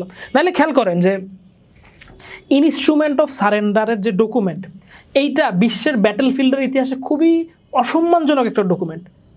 মানে একটা দেশ আরেকটা দেশের কাছে সারেন্ডার করতেছে, ওই যুগ আসলে পৃথিবী পার করে আসছে, মানে ওই মানে কলোনিয়াল সময়টা পার হয়ে গেছে, পৃথিবীতে আর এখন নাই, মানে এরকম হিউমিলেট মানুষকে আসলে করা হয় না। তাহলে ও কোন চাপে পড়ে, মানে কোন বিপদে ও পড়ছে যে ওর সমস্ত বন্ধুরা শত্রু হয়ে গেছে। বাংলাদেশের স্বাধীনতাটা যে পুরো পৃথিবী সেলিব্রেট করছে, পৃথিবীর সমস্ত পক্ষগুলা, মানে ধরেন আমরা যে এত কথা বললাম, এই লন্ডন, এই আমেরিকা, এরা তো রাষ্ট্র হিসেবে বাংলাদেশের বিরুদ্ধে ছিল, কিন্তু তাদের পাবলিকের যে জনমত, এই জনমত তাদেরকে টলাইতে বাধ্য করছে। এই যে সিনেটর এডওয়ার্ড কেনেডি আমেরিকার, উনি শরণার্থী শিবিরে আইসা বাচ্চাদেরকে দেখে বলছে এখানে তো কয়েক লক্ষ শিশু মারা যাবে এখান থেকে, এটার থেকে বড় সমস্যা পৃথিবীতে আর নাই, এটা তো মানে এই শতাব্দীর সবচেয়ে বড় সমস্যা। এই যে এইসব কথাবার্তাগুলো আমেরিকাতে যাচ্ছে, তো আমেরিকাকে তো উঠে নিতে হইতেছে পাকিস্তানের সাথে যে এগুলো সলভ করো, এবং ও তো আর কোনোভাবে সলভ করতে পারতেছে না আত্মসমর্পণ ছাড়া। সো এই যে ধরেন আমরা যদি জাতিসংঘে ওই সময় ডিবেটগুলো দেখি, বারবার বিভিন্ন দেশগুলা শান্তি চুক্তির প্রস্তাব দিতেছে, পাকিস্তান টিয়ার আপ করতেছে। শান্তি চুক্তি হয়ে গেলে কিন্তু যুদ্ধ বন্ধ হয়ে যেত, আমাদের স্বাধীন হতো না, বাংলাদেশ একটা স্থিতিশীল অবস্থা থাকতো, কিন্তু আমাদের দিক থেকে তো ওখানে প্রতিনিধিত্ব করারই সুযোগ ছিল না, কারণ আমি তো তখন পরাধীন রাষ্ট্র। পাকিস্তানি প্রো হয়ে যে না, কিসের আমার দেশ ভেঙে ফেলবো, তোমরা এটা দিব না। তাহলে আলটিমেটলি তো বুঝেই যাচ্ছে এখানে বহির্বিশ্বই তাকে আসলে একটা করছে এখানে করার জন্য। আমরা আমাদের অনুষ্ঠানের শেষ পর্যায়ে এসে পড়েছি। আপনাকে যদি গণহত্যার একটা সবচেয়ে যদি বলা হয় যে সবচেয়ে রোমহর্ষক গল্প, সেরকম কোনো গল্প বলতে বলা হয়, আপনি সেই গল্পটা বলে আমাদের প্রোগ্রামটা আসলে শেষ করবেন। আসলে এটার মানে এটার কথা বলতে গেলে তো আসলে এত বেশি অ্যাকাউন্ট আছে, এত বেশি গল্প আছে যে এখান থেকে পিক করাটা হচ্ছে একটা মানে খুবই কঠিন একটা কাজ। তারপরও আমি যদি চিন্তা করি যে একটা গণহত্যার গল্প না, শুধু আমি গণহত্যা এবং তার পরবর্তী প্রতিক্রিয়া কিভাবে বাংলাদেশের মুক্তিযুদ্ধকে দেখার দৃষ্টিভঙ্গিকে চ্যালেঞ্জ করছিল, এরকম একটা গল্প বলে শেষ করি আর কি। যে আপনাকে একটা জরিপের গল্প বললাম না, এরকম আর একটা গ্রামে আমরা জরিপ করতে গেছি এবং আমাদের কাছে শক্ত তথ্য আছে যে এখানে গণহত্যা হয়েছিল। দেখেন ডাইমেনশন কিভাবে কাজ করে, যে ওই গ্রামে আমরা বেশ কিছুক্ষণ এদিক ওদিক ঘুরতেছি, চায়ের দোকানে মানে কথা বলতেছি, কেউ আমাদেরকে কিছু বলতেছে না, এবং খুবই দরিদ্র একটা গ্রাম, কোনো মানুষের দেখি নাই গায়ে কাপড় আছে, সবাই খালি গায়ে। তো এরকম আমরা বুঝতে পারছি যে আচ্ছা এখানে কেউ কথা বলবে না, এক বাসার থেকে একটু পানি খাইছি, একটা মাচায় বসে একটা বিড়ি খাইয়া আমরা বলছি যে ব্যাক করতে হবে, এখানে আসলে নাই, গণহত্যা মনে হয় নাই। তখন একটা লোক আশেপাশে ঘুরঘুর করতেছে, বলছে আপনারা কি মুক্তিযুদ্ধ করতে আসছেন? হ্যাঁ। বলে যে আমার কাছে আসে না, আমার কাছে আছে তথ্য, হাতের আঙ্গুল দেখাইতেছে যে এই 1 বছর বয়স ছিল, গুলি ছুটে এসে হাতের মধ্যে আঘাত করছিল ওই লোকের। আমার তো কিছু মনে নাই, কিন্তু ওই চায়ের দোকানে যারা বসে আছে এদের সবার বাবা মারা গেছে 71 সালে, ওখানে যান। আর আমরা তো ওখান থেকে আসলাম, কেউ কিছু বলে নাই। গেছি, চা খাচ্ছি, কথাবার্তা বলতেছি, কেউ জ্ঞান করতেছি, বলে না। তারপরে একজন গিয়া ভাঙলো যে কেন বলবো আমি, মানে ও তো আর ওর ভাষায় বলতেছে, মানে আমি কিন্তু ভাষা বলতে বলতেছি না, যে ওর ক্ষোভের কথা বলতেছি, সরলতা নাই এখানে। যে আমি মানে আমাদের এই পুরা গ্রামের সবগুলো পুরুষকে মেরে ফেলা হয়েছে, কিন্তু আমাদের তো মুক্তিযোদ্ধা না, আমরা হিন্দু পরিবার, তো আমাদের কোনো কিছু নাই এখানে, একটা স্মৃতিফলক নাই। আচ্ছা এবার এই ঘটনাটা বলি যে গণহত্যাটা কী হয়েছিল। 2টা গ্রাম পাশাপাশি, একটা মুসলমান গ্রাম, একটা হিন্দু গ্রাম, 2 গ্রামের একই মাতবর বা চেয়ারম্যান। তো এই ভদ্রলোক এই ইয়াদেরকে বলতেছে যে হিন্দুদেরকে বলছে যে আমি তোমাদেরকে প্রোটেকশন দিব, সমস্যা নেই। একদিন বলল যে তোরা সবাই চলে যা, পাকিস্তান আর্মি আসবে, তোরা 2 দিন বা 3 দিন পরে আসবে। ওরা তখন কি করলো যে আচ্ছা তাইলে যাওয়ার প্রস্তুতি নিতে হবে। এবার পাশের গ্রামের মুসলিম জনগোষ্ঠীর ভিতরের একটা অংশের এখানে এসে এদের জমি জমা কিনে নিবে, হাঁস মুরগি কিনে নিবে, একটা বিরাট মেলার মতো আয়োজন করা হইলো। এবং ওইখানে মানে নাচার জন্য লোক নিয়ে আসা হইতেছে, নাগরদোলা টলে আসতেছে, এরকম একটা অবস্থা আর কি, যে পুরো একটা উৎসব হইতেছে বেচা কেনার আর কি। যুদ্ধের কত রকম ফ্যাক্টর দেখেন। মজার বিষয় হচ্ছে, মানে মজা না, দুঃখের বিষয়টা হচ্ছে এটা, একদিন আগে আসলে আর্মি আসে, ওই মেলা যেদিন ভাঙে আর একদিন পরে হওয়ার কথা ছিল। আর্মি এসে প্রত্যেকটা বাড়ির থেকে প্রত্যেকটা পুরুষকে হত্যা করে। পরে এদেরকে হত্যা করার পরে ওই গ্রাম থেকে কয়েকটা রাজাকার আসে, ও রাতেই রাজাকারা ছুরি নিয়ে প্রত্যেকটা ঘরে ঘরে গিয়ে দেখতেছে যে কি যে কোনো পুরুষ আছে কিনা, থাকলে মারবে। অ্যান্ড ওই গ্রামটা না আমার কাছে একটা একক ব্যক্তি মনে হয় আমার কাছে বারবার, ওই গ্রামের ইতিহাসটা, যে এক হচ্ছে যে কি ওইখানে যে কটা অল্প কটা বাচ্চা ছেলে বেঁচে ছিল, মারাত্মক কষ্টের মধ্যে বাকি জীবনটা তাদেরকে যাইতে হয়েছে, কারণ তাদের কারো পিতা নাই এবং তারা অত্যন্ত দরিদ্র, তাদের কারো কোনো কানেকশন নাই। এবং আমরা যে গেছি আমাদেরকে অনেক কষ্ট করে অনেক দুর্গম এলাকায় 2টা ফেরি পার হইতে হয়েছে, মনে হয় মোটর সাইকেল কাঁধে করে নিয়ে যেতে হয়েছে। পাকিস্তান আর্মি কত ভিতরে গিয়ে গণহত্যা চালাইছে, এবং ওই পরিবারে, যেই পরিবারে কিচ্ছু নাই, কেন করছস তুই এটা? এখন এই লোকগুলা বলতেছে যে কি ওই পাশের গ্রামটাতে একটা শহীদ মিনার আছে, আমার গ্রামে শহীদ মিনার নেই। গণহত্যা কিন্তু ওর গ্রামে হয়েছে, যে ওই পাশের গ্রামের হয়তো একজন মুক্তিযুদ্ধ হয়ে গেছে, সার্টিফিকেট নিয়ে চলে আসছে। সো আমার কাছে এই গ্রামটা হইতেছে একটা সিম্বল, যে আমরা যে জেনোসাইডরে অ্যাকনোলেজ করি না 71-এর, আমরা শুধুই বিজয় উদযাপন করছি, সেইটাই এইখানে গিয়ে ওই যে আমি সারা জীবন ক্যামেরা নিয়ে গেলে মানুষে দৌড়ায় আসতে দেখছি, আর এইখানে ক্যামেরা নিয়ে গিয়ে কেউ ক্যামেরার কাছে আসতে চায় না। এইটা আমার প্রাপ্য ছিল। তো আমরা যদি আসলে মুক্তিযুদ্ধকে মানে ওই জায়গাটা না নিয়ে যেতে পারি, তাহলে এই সমস্ত আলোচনা আসলে বৃথা। ধন্যবাদ আরিফ ভাই আমাদের পলিটিস্কোপের আয়োজনে আসার জন্য। আমরা আপনাকে অন্য কোনো বিষয়ে হয়তোবা সামনের দিনে দেখব আশা করছি। অনেক ধন্যবাদ।